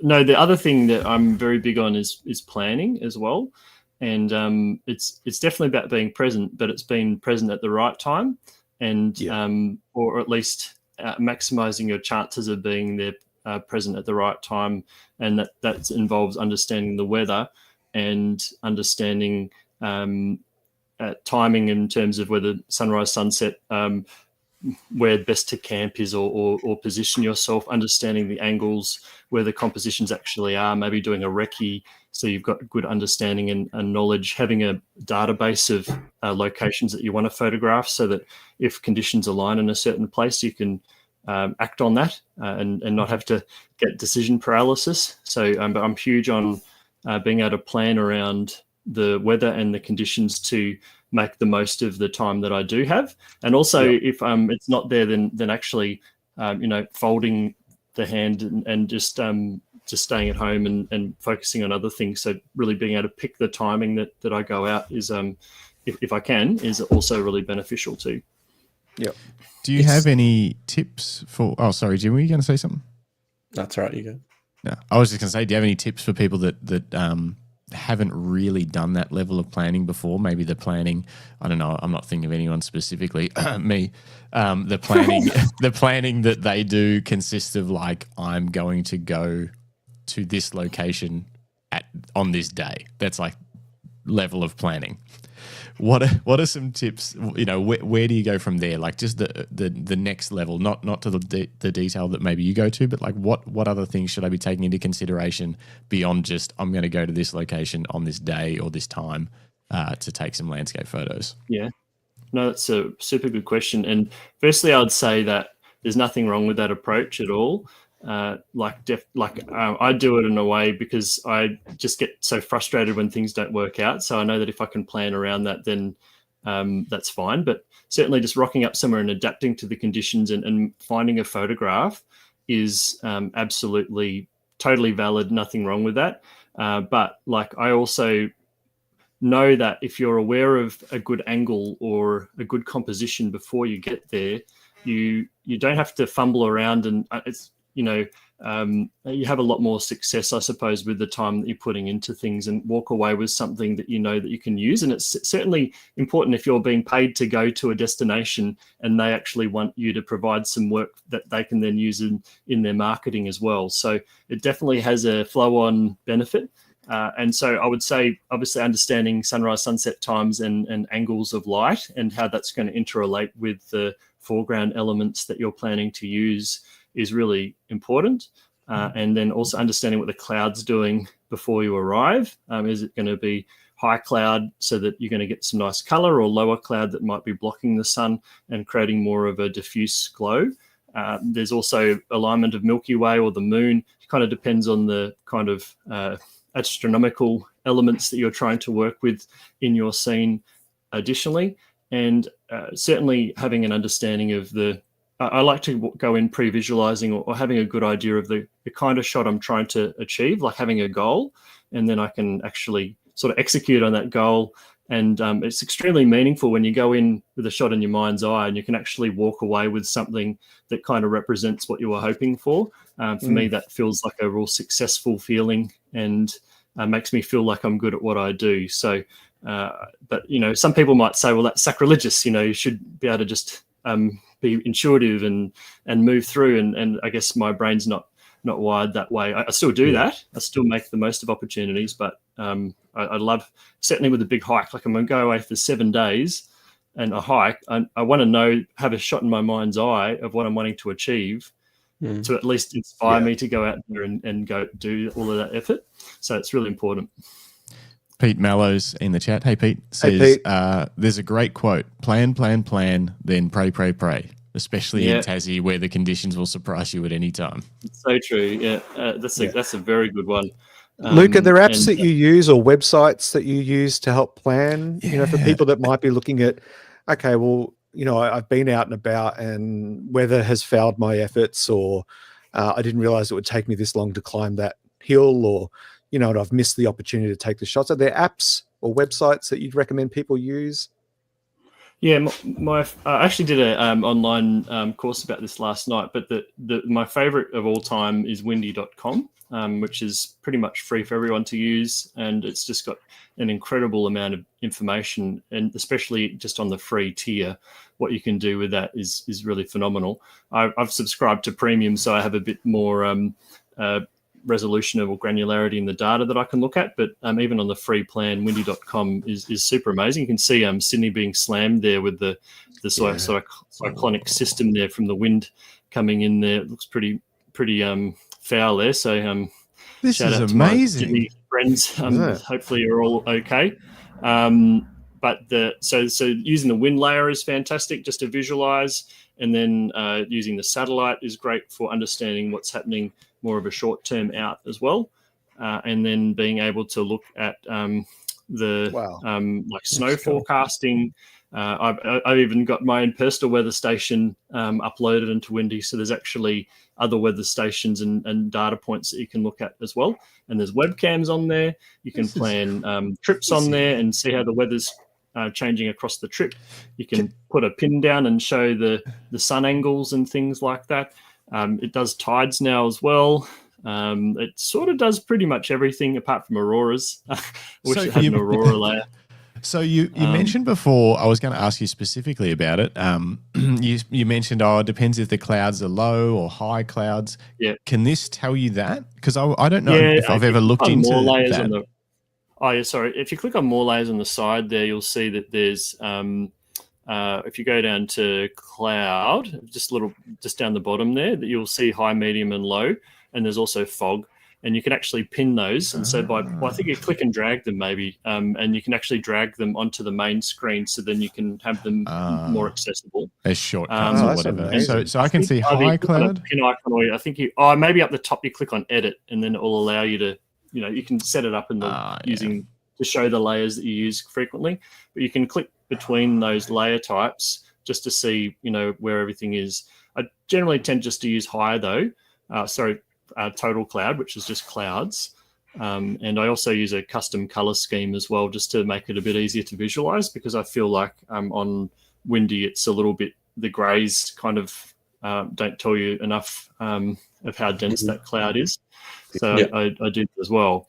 But that's super powerful. But my favorite of all is using meteograms rather than using the cloud layers, because the meteogram can show you a kind of a timeline of what's happening across for a particular point, say Bendigo or whatever, over what's happening over the next 15 days. And you can just sort of scroll across and almost see straight away what's happening. So it's very, very powerful doing that too. Is that on here, meteograms? If you just click on a place on the map. So if I go to Bendigo. And see how that's popped up. Now, if you go down and click on where it says meteogram, down the bottom, see it's basic, wave, tide, wind, then click on meteogram right down the bottom. I'm blind. So now what it's doing now is it's showing you the cloud layers. I feel like I'm giving a workshop here. It's showing you the cloud layers. You can see straight away, like Sunday mornings, looking trick people into giving free workshops. No, well, I mean, this is I'm so passionate about this program because there's so much in there that people don't know to help them get better results with their photos. And you can see the elevation and stuff on the right there when the model's next going to be updated as well as in there as well. And so will this also cover like light pollution? I don't know. I can't remember if there's a light pollution layer. It's a really good question. It's possible. The other one that's really useful is bushfires as well. It can show where the active bushfires are. Yeah, it's got air quality, but it doesn't. It's not that I can see anything about light pollution. But that's definitely a good one to request. I actually requested that they add a particular model called Access C, and they did add it. I don't know if it's based on my request or not, but Access C is a much higher resolution weather model that the Bureau of Meteorology puts out. And so being able to use that for, if you click on where it says for more, you see where it says ECMWF on the bottom right, there's a color bar. Go to where it says for more on the side. For more, sorry. And see where it says Access CVT and click on that. So you can see there's a lot more detail, a lot more granularity there's more edges. It's more refined, and so that's a more high resolution model, which I'd recommend to use within the next 48 hours if you're looking for a cloud forecast over using the standard ECMWF or Access models. So you can see how the time horizon there's only 2 days because it's a much shorter term model, but it's high resolution, so that's why it's shorter term. So how accurate is this? Sorry? How accurate is it, do you find? It's a forecast, isn't it? So it gives you data points to work from, and what I tend to find is if I compare that from Access VT and then I'll choose ECMWF, which is the other model I like. If they both sort of say something similar, then I'm feeling pretty good about, see how they were, for certain points, they both showed cloudy. So I would say, it's pretty likely then that there probably will be some cloud on a Friday at 10 a.m. at those points. So you can kind of play the models off against each other.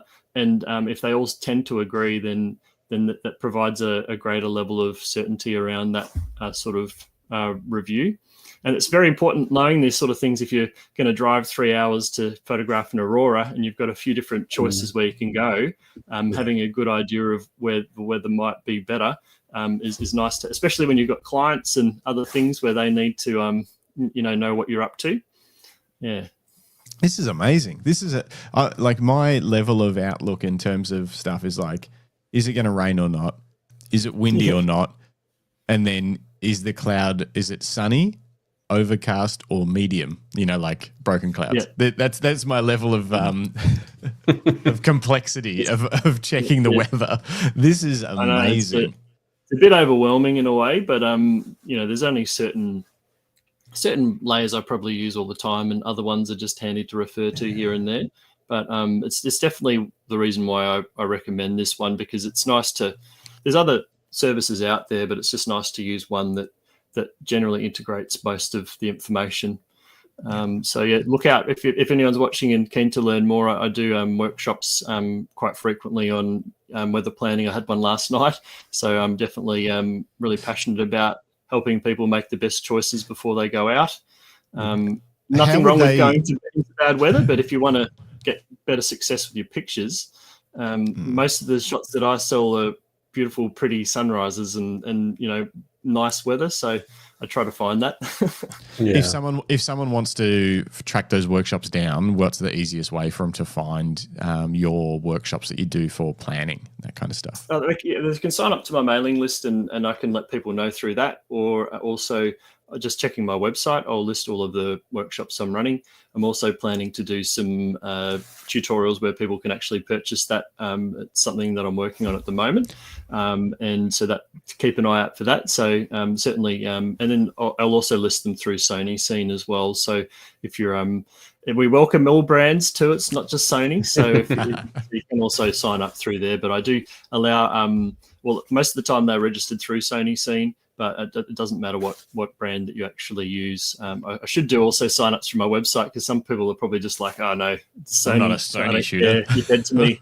I'm not going to use that. Learn from this guy. I think the weather doesn't really care what camera brand you shoot with, so that's always nice.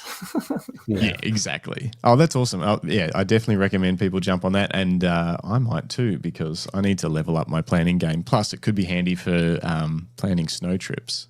I think if I learn a little bit more about the weather. Yeah, having a decision tree about understanding what sometimes it's like, you can see how overwhelming that is. It's like, well, how just having a basic process flow of deciding what information to check sometimes is the best thing you can provide. So it's I love it. I'm nerding out on it already, you can see, but that's all good. Awesome. We might sorry, go Jim. I was gonna say, Luke, you were talking earlier about planning. Is that something that's come across from like your previous career? Yeah, I think I like to overthink things, and I've got a very active brain, and it likes to question everything and make sure I've made the right decision. It might even be a level of perfectionism there as well. And so from my perspective, if I can do the best I can to maximize my chances of success, I suppose one of my jobs was literally continuous improvement in a corporate or a quality sense. So I guess I'm always keen to improve my own processes to increase the results that I get, and planning is still relying on luck. You just have a better chance of getting what you want at the end. And when Pete was saying pray, well, you probably don't have to pray as much. The more the better our data models get, the more confidence you can have. But when you're dealing with mountains, even if you've got all the confidence in the world, it's sometimes not there. So it's definitely a big factor of the way my brain works. And I wish I could be the kind of person that just goes for a drive and see what happens, but I like to have some level of control, I suppose, on the outcome too. And it is nice when you can be in the right place at the right time and actually come away with a shot, rather than I hate, especially at night, you really can't at night just walk anywhere or find a shot. You really have to have a plan for those scenarios. So it probably has come a lot from night photography as well. Yeah. I used to have a manager from my old corporate life years ago, and his favorite quote was poor performance promotes poor preparation promotes poor performance. He says piss poor performance, but you get the gist. It's there's definitely that element to it. Yeah, exactly. Having it does help, and I just feel like sometimes if people aren't getting the results they want, there's a huge element to it where if they had spent a bit more time just understanding what they're trying to achieve and finding conditions that aligned or compositions, or went in with a bit more of a vision from the start, then they may actually accelerate how fast they take images that they're happy with. So that's the perspective anyway. Yep, that's fair. I want to find out about your camera gear. So this question is a good jumping off point. Bruce asked, so if you had to carry only one lens, I think this popped up while you were talking about hiking and having, fortuitously having the 50mm with you. If you had to carry only one lens, wide angle, telephoto, what would you choose? Zooms don't count. Zooms don't count. Well, that's Bruce says zooms don't count. Bruce, I'll have to have words with you later. No, I think look, if I had to pick a prime, then I guess is what he's saying. I'd probably go in with. I don't actually own it yet, but the Sony 16mm prime is a pretty impressive little lens. Either that or the 20. I've got the 14. It's probably a bit wide, but because I see the world in wide angle, and Sony doesn't make a 12mm prime, I'd have to probably go the 16 or the 20. The 16 is just incredibly small too, so it would be so easy to carry that around and do what you need to. But it wouldn't be. I couldn't go any more telephoto than 20 mils when it just doesn't work for landscapes as well, or at least the grand landscapes I like to shoot. So it'd definitely be in that range. But my favourite lens of all time, if it could take a zoom, is the 12 to 24 GM that Sony do, which is a massive lens, but it's just I can't keep talking about it because I get emotional. Oh, I love it. Oh, that's awesome. All right, we're going to get a full rundown of everything that you own. Not everything camera related. Not everything. You don't have to go through the whole house. But before that, RXA Photography Greg has said that the army version of that quote is prior preparation and planning prevents piss poor performance. Yeah, There you go. It's a lot of P's. It's a good 7 alliteration. P's. 7 P's. That if I just googled that FE 16mm 1.8 weighs 300 grams. That's amazing. Tiny. Nice and light. Yeah, I was using that in Dark Mofo. We had some of our photo walks were sort of using that as a feature lens because it's just come out, and I was able to handhold 8-second exposures, and they're actually usable at 8 seconds. So that was sort of really bracing myself and things, but still to be able to get it. I think it's a factor of the image stabilization plus the fact that the lens is wide and very short. It just all inspires for it to be. And it's got quite a small front aperture ring. The opening isn't as large as what, say, the 14mm might be. So I think it all sort of works together to create a pretty amazing hand-holdable package as well. So I might not even need a tripod if I took that lens around, which is kind of crazy. Wow. That is crazy. That is very, very cool. Run us through. Recommend that, though. You would recommend it. Yeah. Run us through the whole kit. Run us through everything that everything that you currently use. Oh, this is like a dream for me to be able to talk about gear. Thanks, guys. So A7R5, best camera ever made. Very controversial, I'm sure, but absolutely love it.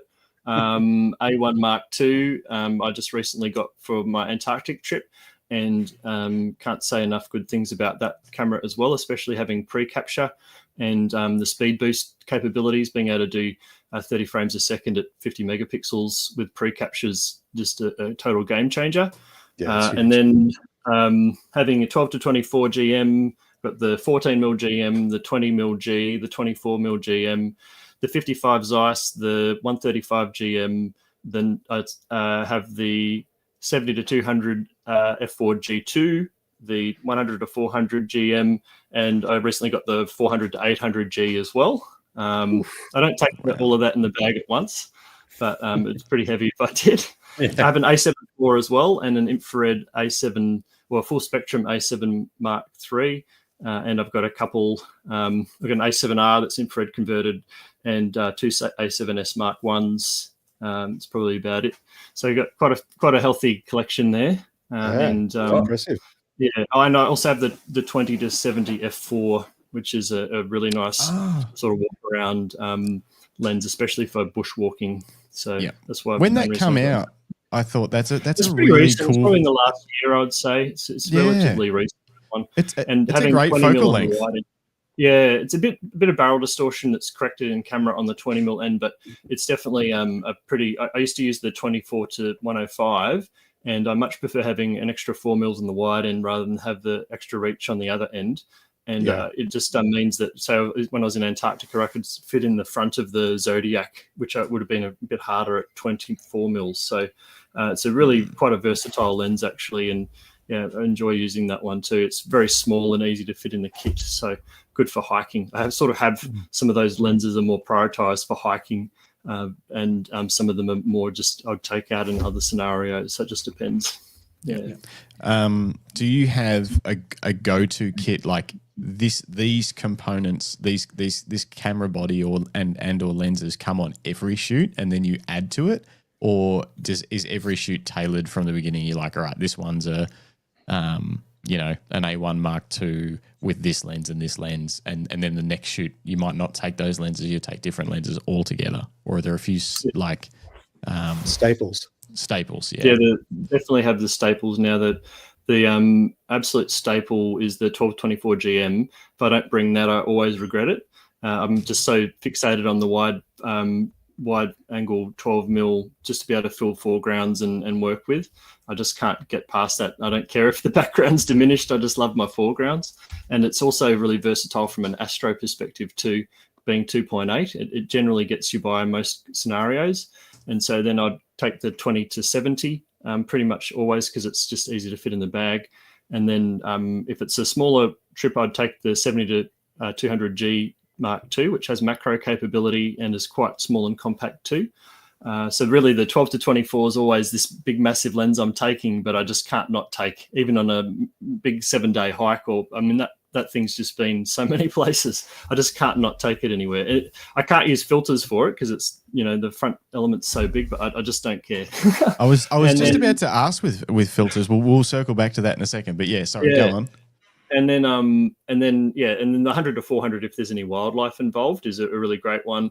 I haven't really used the 400-800 much, so I don't really. That's more just local shooting, and I've got a wetlands in front of the house, so I can get some bird shots. And then the 20 mil will come out too if there's a chance of it being astro, or maybe the 14. And prioritize the 20 mil more towards Aurora, and the 14's more around Milky Way. So I just sort of depend on what my goal is and which one of those I take, or if I've got, I'm not doing a hike, I'd take both of those. So it just depends on the weight limits at the end of the day. But I get a lot of comments about my backpack looking like I'm about to go on a hike, and I'm just like, well, this is good practice, I was going to ask you about your bags. Justin's got an inordinate amount of camera bags. I've had my fair share over the years, and I'm sure so has Jim. In fact, I'm sure pretty much everyone watching or listening along has had a bag gas gear acquisition syndrome problem at some stage. What is your go-to camera bag for hikes? I actually, for hikes, I don't use a camera backpack. I don't think there's any bag on the market that's built like a camera bag on the market that's actually built for hiking. I'm happy to, change my mind on that. Please change my mind, but I really don't think there is. So I use just an Osprey pack, and I actually use, and they're not made anymore. I'm very keen to actually make my own camera pouch, but it's basically, it's called an Aquapack brand pouch. It's very bulletproof with it's totally waterproof outer with a foam pad in it, and I can fit my camera with a lens on plus another lens in that. So if I'm hiking, I can just open that up, pull the camera out and take a shot. But I can also, clip it up, chuck it on the snow. Not really submersible so much, but pretty much everything else. If it starts raining, I know that the gear in there's fine. So I learnt that the hard way, because I used to hike putting all my camera gear in my bag. You don't want to be taking a 30-kilo pack off every time you want to take a photo, because you won't be taking any photos. So you really do need to have a pouch or something on your front. I don't like the capture clips because I've seen accidents there. So it's just always the same pouch that's been extremely well used. And I'm just sitting on the front of me there. That's what I use for hiking specifically. If it's not hiking, I've got f-stop packs that I use, which I really enjoy. So that's the most of the time I'm using the f-stop packs, of course, but the hiking, I just really, I do have a large f-stop shin. I think it's quite big, but they're just not right for hiking. Yeah, I got one of those. It's not great for hiking. I don't use it anmeanimore because it's also too big for me for general photography, because it's massive. I got to sell it. Hit me up.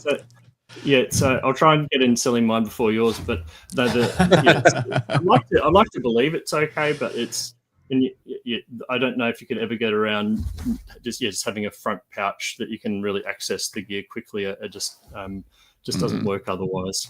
No, I really love the Mindshift rotations, but again, they're not big enough. They're a camera bag with a little bit of extra storage. They're not a hiking pack. But have you seen those where you can swing the waist belt around?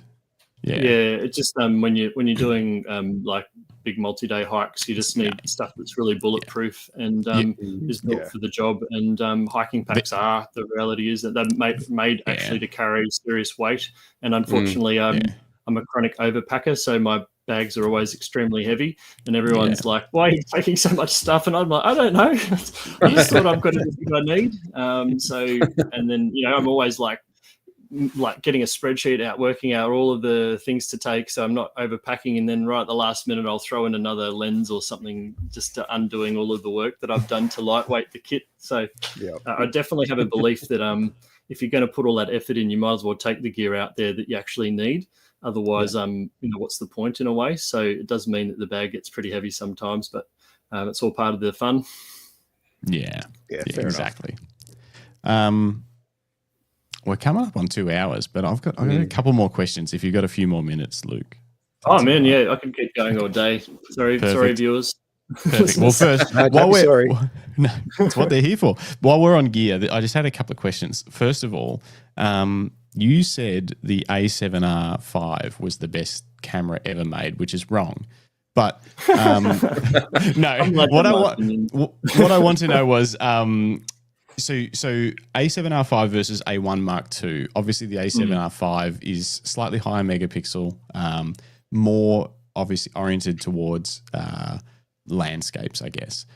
Is there a meaningful difference in image quality between those two cameras to where you would specifically be like, I really want the A7R5 with me, or are they close enough now? Well, I think they are close enough. I mean, realistically, I probably haven't given the A1 II enough of a run, but the A7R5 does have a bit higher res, 61 versus 50, I think. So there is that going for it. And I'm definitely saying that as a landscape photographer. Obviously, if I did animals or other things full time, obviously I have to say that too because I'm a Sony advocate as well. But no, I guess I'm genuinely very happy with it, and I can't imagine what they could put in another body. I mean, there's a few firmware things and other things, but like I can't imagine what they could possibly do to make it something. I'd be quite happy to keep using that for a long time. And certainly the rear screen design just blows my mind how well they executed on that and how it flips out in all the different axes that it has now. And it's really just, I was at last year's Kando event, I actually had a part of a focus group and actually bring in some of the people from the head office in Japan to meet with the creators and actually get feedback face to face. And I was actually able to thank them to their face for creating the screen, which was really meaningful to me because every time I use it, I'm like, oh, this is so satisfying. I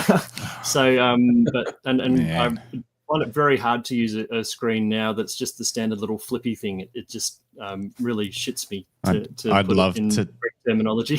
I'd love to get in the room with the Canon engineers and talk to them about their screen, but I wouldn't be praising them. It would not be. No, I mean, I was there with some of the other designs that Sony has had. So to actually get something that I actually wanted was really phenomenal. And so that's just sort of an example of where my mind's at with that. Obviously, I'm a bit of a fanboy, but I'm allowed to be proud about that. Absolutely, we all are. It's a superpower. Yeah. Okay, I think that's most of my gear questions. Is it? Do you guys have any gear questions? Question. Yeah, you got to ask I guess now's the time to do that. Yeah, okay, which we kind of did before. All right, we know where this is going. End of the world, zombie apocalypse, and you have to go and document it with just one camera and one lens. What are you going to grab? Yeah, so A7R5 12-24. Sorry, probably pretty obvious. But I mean, I'm definitely going to miss out on some of the longer shots, but it's just the way that I like to tell the stories. And to me, that's. I'm sure the apocalypse is going to have some pretty big explosions, so you want to be able to fit that in with a 12mm, won't you? So I think that's probably a pretty good choice. Yeah, and there's a lot of drama to be had from a wide-angle shot of a zombie like coming at you. Very good point. Actually, that's I hadn't really considered that, but you do have to get pretty close to the zombie for that to happen. At 12mm, especially, they're going to be right on you. Distance, hopefully. I don't really want to be getting to those close-up zombie shots, because that might be someone discovering my SD card after the fact, I think. These photos are amazing. Oh, he's gone. The cameraman never dies. Right. Let's hope for that. That's true. That's very true. Very true. Okay, there's a couple more things I want to cover off, and that is two things. One question was going to be around printing stuff, and then another thing I wanted to do was just have a look at some of your other images, some of your favorites, non-Aurora focus stuff. Which one should we do first? Let's look at some images. Yeah. Let's. So I want to start off with one of my favorite images from your website, which was this one. I really like this shot. Yeah. Can you tell us? Yeah. Can you tell us about this image? Yeah, it's probably my most awarded image. It won the International Landscape Photograph of the Year really early on in my career. I think it was 2015 from memory, which is really when I was only kind of starting to hit my straps with it all. And I think it was a huge catalyst in me being able to do it full time, to be honest, because getting a bit of recognition for your work in such a big way gave me a lot of confidence that I had enough ability. You know, it's this weird thing, right? Like, you can't just pick up a drill and go, I'm going to be a dentist, but you can pick up a camera and go, I'm going to be a photographer, you know? So I felt like I really had to get some results or something to kind of prove that I could, you know, at least internally. And so getting a result like that and taking an image like this and having a good amount of success with that really helped. And it's a tree in the middle of a field in the Barossa Valley. You drive past it just not thinking of anything, but the big storm cloud moving over was just perfectly placed. And obviously the lightning bolt, I couldn't have dreamed for that to be hitting in a better spot. Maybe at the apex of the hill, could have maybe been slightly maybe, yeah. If you want to make it sloppy work. And the arc of cloud on the right sort of offsets that. So it's kind of like a classic rule of thirds, where the two the dark cloud and the white bolt are on the third lines, and then the horizon lines are sort of the top and bottom thirds, and then you've got this strong central subject. So from a competition perspective, there's not much else to take points off, because there's nothing in the foreground otherwise. So that I think also actually helps it as well. And it was just a lucky shot, really, because it was all handheld, kind of just pumping the shutter basically, and managing to actually get a lightning bolt shot. I don't even think I was on a tripod when I took it. And I can tell you I got out of there pretty quick after that happened, because that was, if that's hitting that hill's really only 500 meters away or something like that. And that is all hail behind the tree, because I know, because I found that out with the car got pummeled.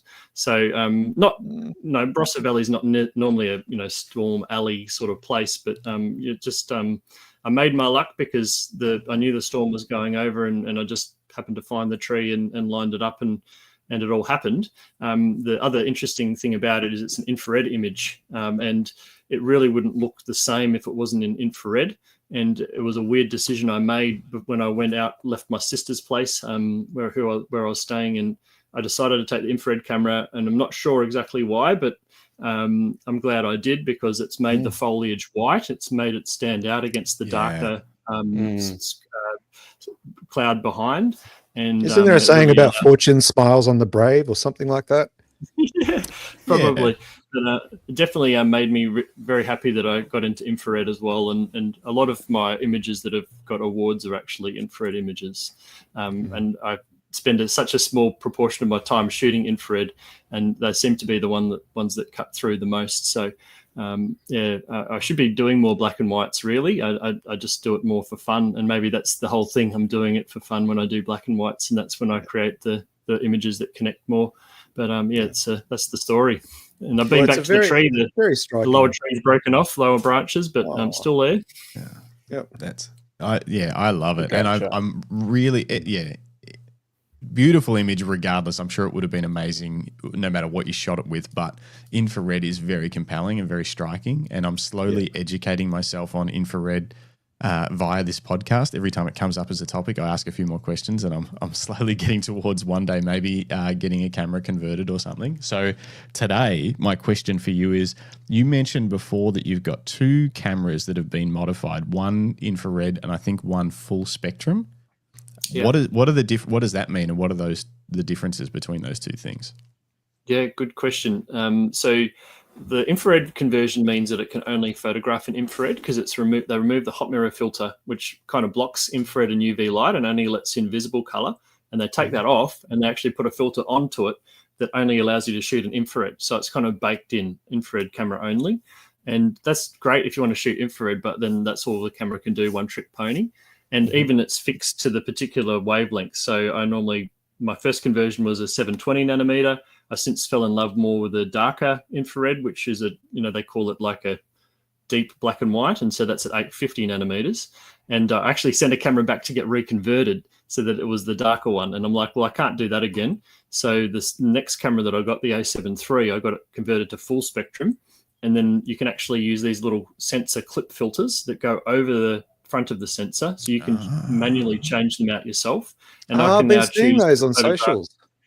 Yeah, so I can choose to photograph now in whatever wavelength I like, and I can even, it's not perfect, but that camera can now also even shoot in visible color as well using a filter that sort of acts like that hot mirror filter that was taken out originally.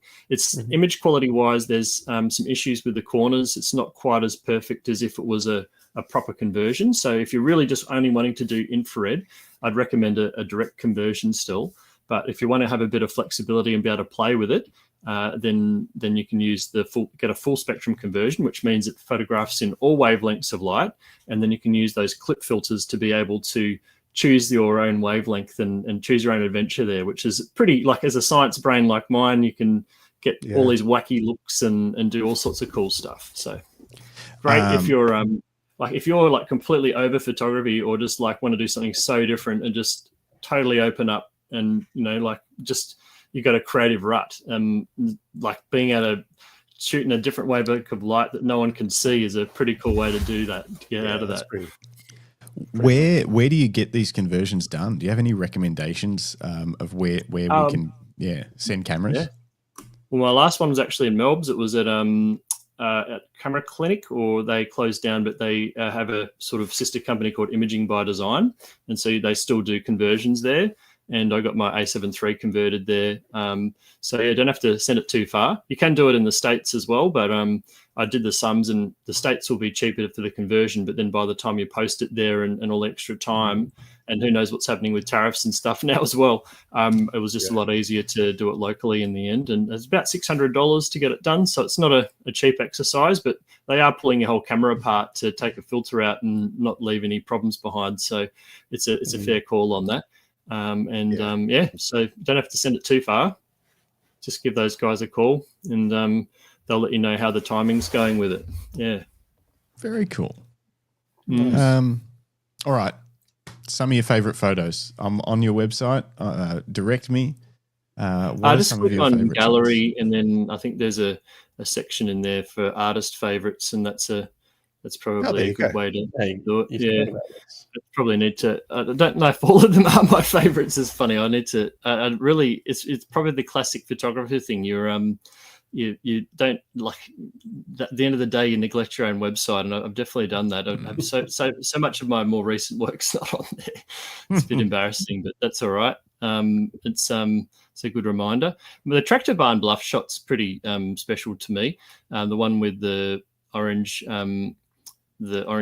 cloud over the top, because that happened when on my first overland track, or it was my first real multi-day trip really, when I did the overland track back in 2014, and it made me fall in love with Tasmania and being out in the wilderness and being able to stand on this track and seeing Barn Bluff lit up in this way with this cloud over the top like it's a UFO, and just being there in that environment.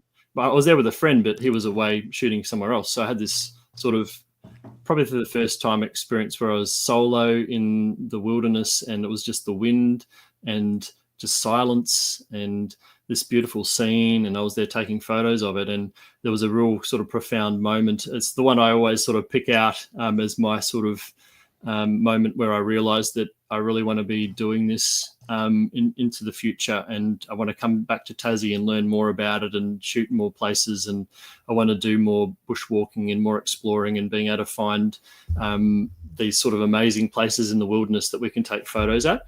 And so that's a real so if you wanted the moment that sort of helped me get into wilderness photography, then this is definitely one of those. So that's special for me. Very Nice. It's a beautiful shot. Yeah, I think it's And then the Lake swirling. Oberon one near that too, which you used in the show graphic, sort of just that one there. That's special to me because I was really inspired by Peter Dombrovskis's work and I saw his shot from Lake Oberon and just had never really thought that there was a place like that could actually exist in Australia, let alone Tasmania. I thought it would be like Patagonia or something like that, and I was really transfixed by that sort of a location. And so we did a lot of planning and actually did the overland track to prepare for this walk. So I walked it a second time because it's a 5-day return hike to get in there, and quite challenging, and a lot of preparation. And I was very determined to take it in a different way to the shot that I'd seen of the location. And so I found this composition that sort of looked a bit like the Southern Cross as well. And you can even, I think, see our tent all the way down next to the lake there in the shot. And that's, it's just a really special image for me because of the amount of work and effort that went into being able to create that, and also be able to represent these beautiful places in a way that I really wanted to, and also have the inspiration from another photographer to go there, but also create my own original work rather than sort of copying the same composition that someone else had done at that sort of place. So I found that really meaningful for me as well, and certainly was a heck of an adventure as well. So that's a really special one to reflect on. Rodney says magnificent, which is cheers, Rodney. Well, that's following on from the last photo, which he gave a 9.5. So big fan. Very good. No, it's brilliant. I think it's I often hear that too, and it's like people say nice things, and I'm like, well, that they're really at the end of the day just commenting on how beautiful the place is, and I'm trying to do my best just to point my lens in that angle and get that result. So I always think internally too that like the nature's really doing all the work for us, and our job's just to do the best job of representing that.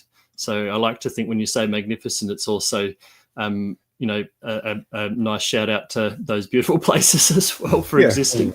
But and the layers of the after shot. It certainly takes. You got to do it. It takes a way. lot of skill. Like even this, it's a striking image, but it's wonderful. At a different time, from a different angle, on a different day, it's not going to look like that. So it's a special one for me because it's actually in the Barossa Valley, and you wouldn't necessarily think of it as being in a place like that. Like just how I use the clouds coming out of the tree and sort of framing it that way. If I could pick right now what my favorites are, I probably wouldn't.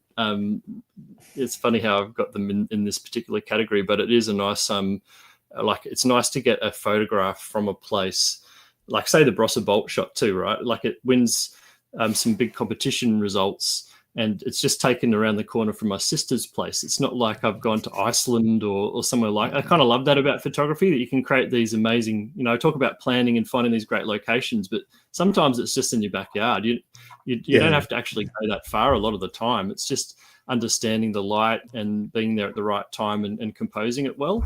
And I just really love that about photography, that you can definitely make a place or your job's to show it off the best you possibly can. And it's really cool. I think it's interesting too that sorry, Jim, you go. Oh, sorry. It's like you've got to be able to see that though. Like, yes, it's just around the corner from your sister's place. You might have seen that tree 100 times, but you saw it, in that way on that day, and that's what makes it special.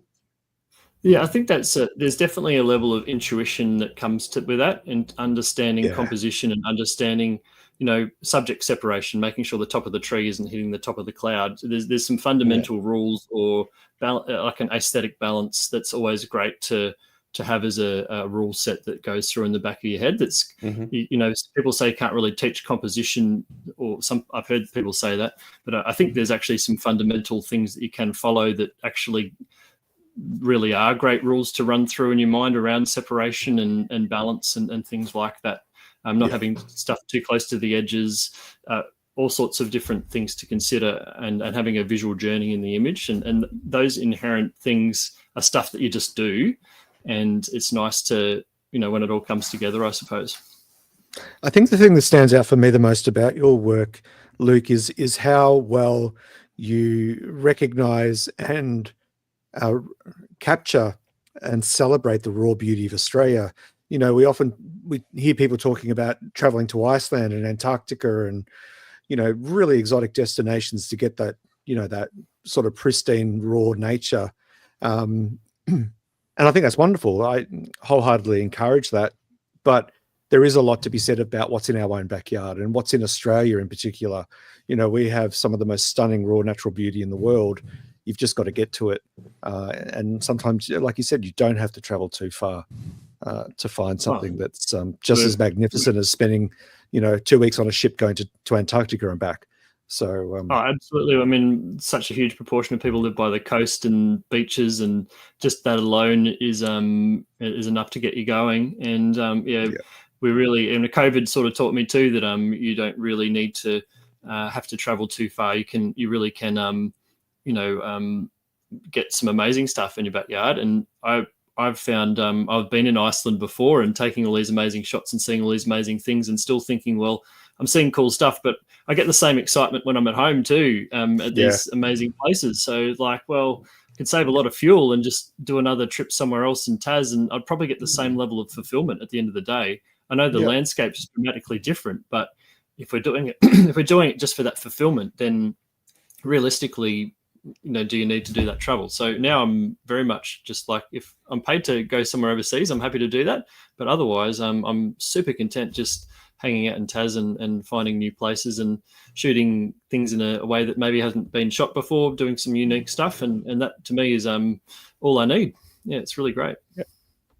Very cool. I have one final question, I think. All right. I think it's never usually the final question, but we'll see. Printers. Do you print your own work? And if so, do you work with a lab or do you have a printer yourself? And how often are you printing? Do you sell prints? Talk to us. Yeah. So I sell prints, and I do print my own work up to A2 size. I actually, when I won the David Malin Award, I got a Canon gift voucher, and I was like, I don't know really what I'm going to buy with a Canon gift voucher, but I actually bought a printer. So I've got the Pro 1000 printer, and that serves me extremely well. It's a very, very good printer. And so I print up to A2 with that. And then if I have an order size larger than A2, I'll send it to my print lab Full Gamut here in Hobart, who print all of Peter Dombrowski's work, who's my photographic idol. He's the only Australian photographer in the International Photography Hall of Fame. So if like his works, if his process is good enough for Peter's work, then it's definitely good enough for mine. So I'm pretty happy with that. And so Simon does a great job. He studied under Les Walkling, so he definitely knows what he's doing. And that's so that they do my larger size prints as well. And so definitely enjoy the printing process. I should print more. I think probably everyone says that. And I'm really happy with the results I'm getting. Actually, I use Canson Platine paper. Oh, that's nice. Yeah.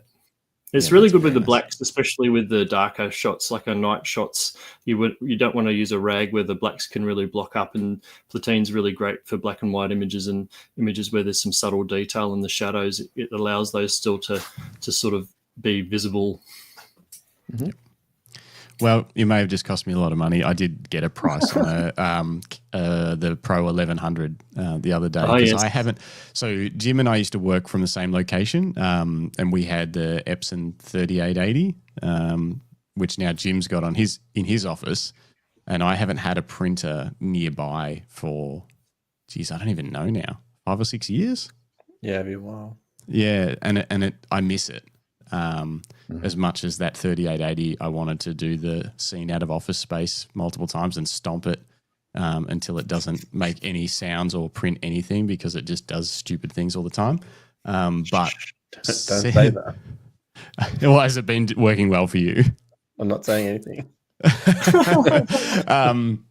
But yeah, seeing your work come out of that printer and looking, it's just different to viewing it on a screen. And I need to get back to doing that regularly. So okay, that's good to know that you like that printer. It's been working well for you. Yeah, it's definitely prints well. It's extremely slow, and it takes so long to get going. But when it does do what it does, it's very few rejects that I see it on the screen. I've got ISO monitor that I color calibrate, and so the color management I do is not too bad, and I'm generally happy.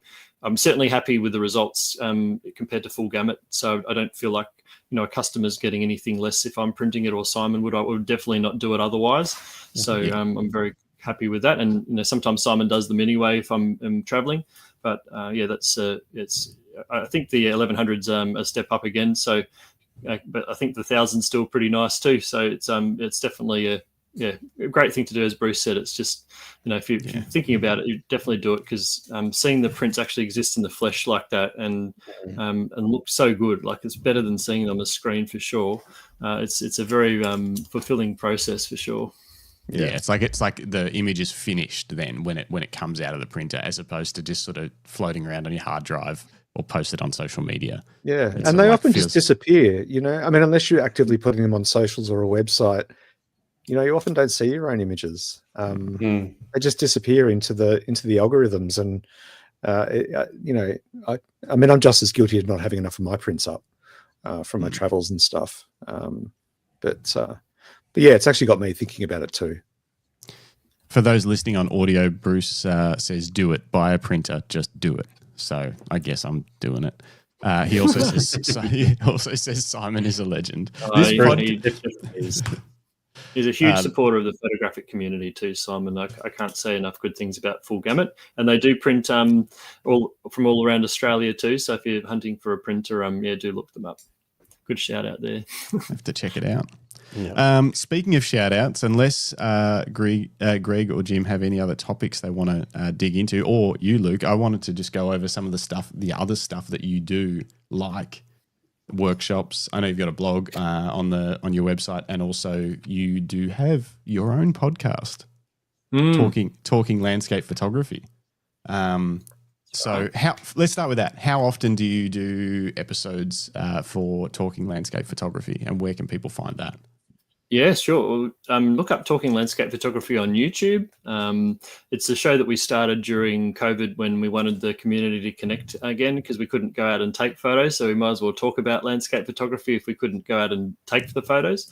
And so I started that with my friend Paul Holan, and we're still running it, although the frequency's really dropped off. I'm either been traveling like in places like Antarctica, Paul's I think in Svalbard or Iceland at the moment, so it's very hard for us to kind of coordinate our schedules or sounds terrible. Pre-record. Must be so tough. Yeah. Well, that's the nature of it. We kind of set it up in COVID because we're always home, right? But then our travel schedules came back again, and it's like, oh man, we still have to try and keep this thing running.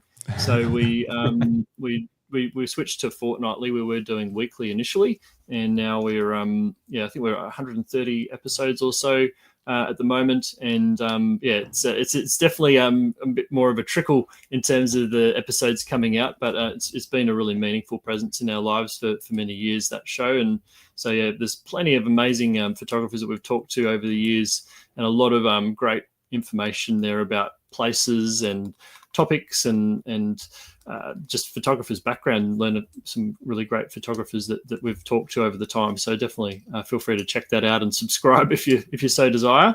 Thanks for the shout out there. Yes. And what about workshops and other education stuff like that? If people want to get more from you, you mentioned the planning workshops earlier. What else do you do? Longer workshops, overnighters, things like that as well? Definitely, yeah, I do. Got all sorts going, really. You can do an on-demand workshop if you happen to find yourself in Tassie, and I can pick you up and take you out and try and shoot an Aurora or stuff like that. We can also do multi-day photography experiences. My model now is more of an adaptive model where we come in, you fly into Hobart, and then we actually go where the weather's good, which is a really great. Tassie's a special place for that, where you can actually do the planning like I do and actually find locations where the weather's more optimal. And so we're more likely to get a clearer sky for Aurora or Astro, or getting better sunrises, sunsets, rather than being based in Cradle Mountain and it's just wall-to-wall cloud the whole time and you can't really do anything with that. It's not as fun for me, and it's probably not as fun for the guests. So we can cruise around and chase the conditions around Tassie rather than having them dictated to us, which is nice to be. And then, do the online workshops, a lot of different editing or planning-oriented workshops around landscape photography. So keep an eye on my website or on Sony Scene. I have all of those listed on there. And I do occasionally drop a mailing list newsletter as well. So sign up to my newsletter and you'll get some more information about what I'm up to. Awesome. Very cool. Thank you. Anything So else? What's on the cards for you next? What's coming up that's big for you? Yeah. Probably working on this exhibition that's in August that I mentioned. I'm pretty excited about that and how we've integrated into the Science Week for the Aurora exhibition in Salamanca from the 8th to the 18th of August. That's pretty exciting. Certainly having our first baby is very exciting as well. And I think it's going to put a hold on a lot of things from September onwards for a bit of time. And then I've got some work. Probably about 25 years. Right? It's going to be about 25. I know what I've signed up for, and I'm all there for it because I'm in a place in my life now where I'm, I guess you could say a little bit more settled and don't need to feel like I need to travel off to all these places all the time. Certainly being able to do things online and living in a place where I can take amazing photos just down the road doesn't hurt as well. So but it's definitely going to be a different experience later in the year. So hopefully it's a good one. And, I'm sure it will be, no doubt. Yeah, so that's sort of what I've got on the cards. But I'm also hoping to put a book out next year. I was hoping to do it this year, but Bub's coming along is going to be a little bit of a stress to try and do it this year. But I am working on a book that I'm hoping to release at some time. So that's another big project.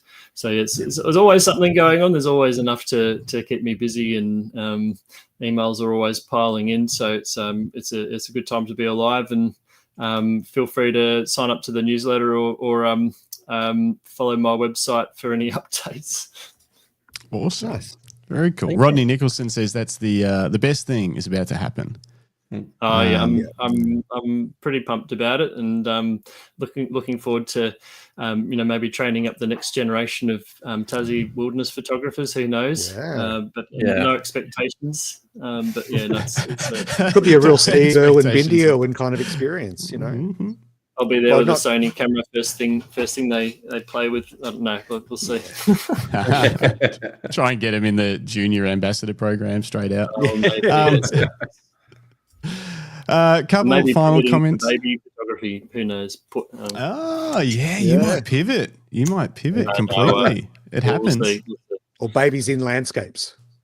Well, it could be. Yeah, like when they used to do them in the pots. Aurora baby. They still do them in the pots, Justin. That'll go viral. I've got a shot of my partner, Joe, as a maternity shot with the Aurora behind, and it had a blue bioluminescence or pink Aurora, and so I was just like is it going to be blue or pink? The reveal. So that was pretty fun. Nature's reveal. Yeah. That's awesome. A few final comments. RXA Photography says, I'm printing proofs for a book as we speak. I also have 4x6 prints all over the house. Yeah, that's what I want to get. I've got prints, but nothing new. LTK Photography, I'm very happy with the Canon Pro 300. It fits my needs. It's cool. I think that one prints. And it prints over A3 anyway. It's still a massive printer. This one we'll have to dig into another day because I don't even understand it. LTK Photography says, on the topic of UV photography, Pentax made ultra achromatic Tucumars lens, I don't know if that's a word or not, that used elements made of quartz fluorite for forensic photography. Wow. It's an interesting thing because if you're photographing these different wavelengths, the lenses aren't, or the glass, the optics aren't designed necessarily to photograph in non-visible wavelengths. So you get these hot spots or other characteristics of the lenses. And so if you can create a lens that has optical characteristics that work with those wavelengths, then you're going to get better pictures. So, Right. so it's quite a significant thing if you're getting into. I don't really do UV photography, but Oh, we lost him. Yeah. I think you're Oh. frozen there, mate. He's frozen. What's Oh, happened? no. Or he's looking for Tassie. something. He's holding that pose. Lost in thought, Yeah. maybe? Yeah, maybe. Well, That's while he's how he saying gets- that. Oh, you're back. Oh, We yeah, lost you for we a lost you there second. for a bit there, Luke. And again. He's Oh, not. Oh, there, no. Well, hey, at least we Oh, got there he's we are. back. Hey. We got you Disappeared on back. us. it's the right time. The Yeah. cable from Tassie to the mainland must have got hit by a boat or He used something. up all the internet in and Tassie.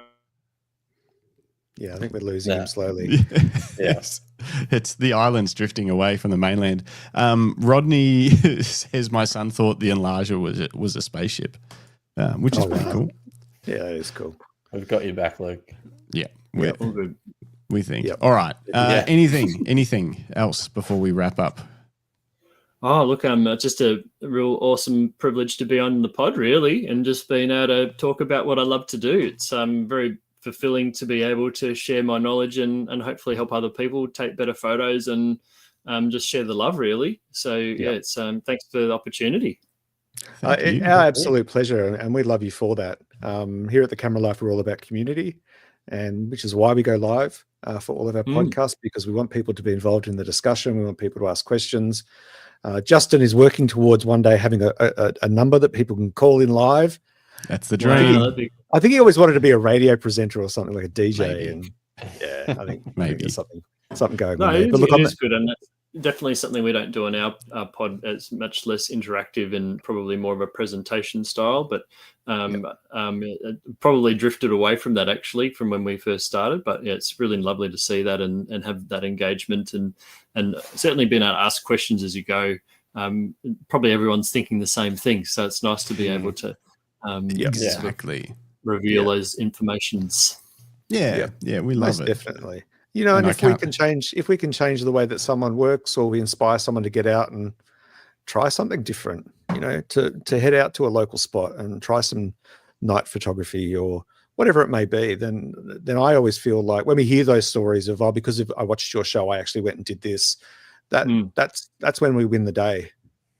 Oh, You know, yeah, because we're inspiring absolutely. others, we're helping others. Meaningful impact on people's lives and be able to inspire. At the end of the day, that's what I like to think I'm doing with my photography, is inspiring people to go out and either see how beautiful the world is or want to interact and connect with it in their own way as well, after acknowledging what's out there. So it's a great thing.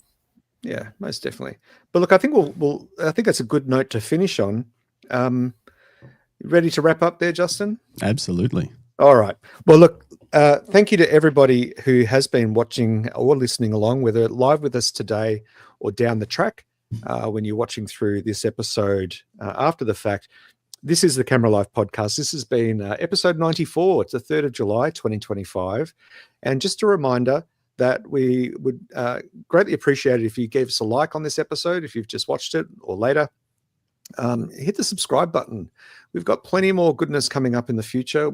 Every Thursday morning we interview a photographer to learn more about their journey, their inspirations, their craft, and what they're currently working on.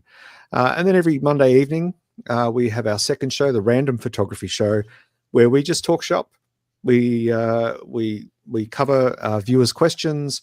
We look at comments. We talk about gear. We talk about industry events, Rumors. and all of rumors. Lots of rumors. Always A7 rumors. R6, maybe. I don't know. Yeah, you never know. Mm. Hopefully the never A75. Oh, yeah, the but- A75, that's coming. Yep. Yeah, apparently. But look, on that note, on behalf of all of us here at the Camera Life and at Lucky Straps, just want to thank you, Luke, for sharing your time and your personal story with us. It's been truly inspirational, and we really appreciate you taking the time. It's great to finally hear you speak after Justin's been banging on about you for months and months and months. But rightly so, well deserved indeed. And yeah, we wish you all the best for September with the arrival of the next generation of Sony ambassadors. There we go. No expectation, but yes. No, thank you so much for the invite and just being able to talk about what I love to talk about the most in the world.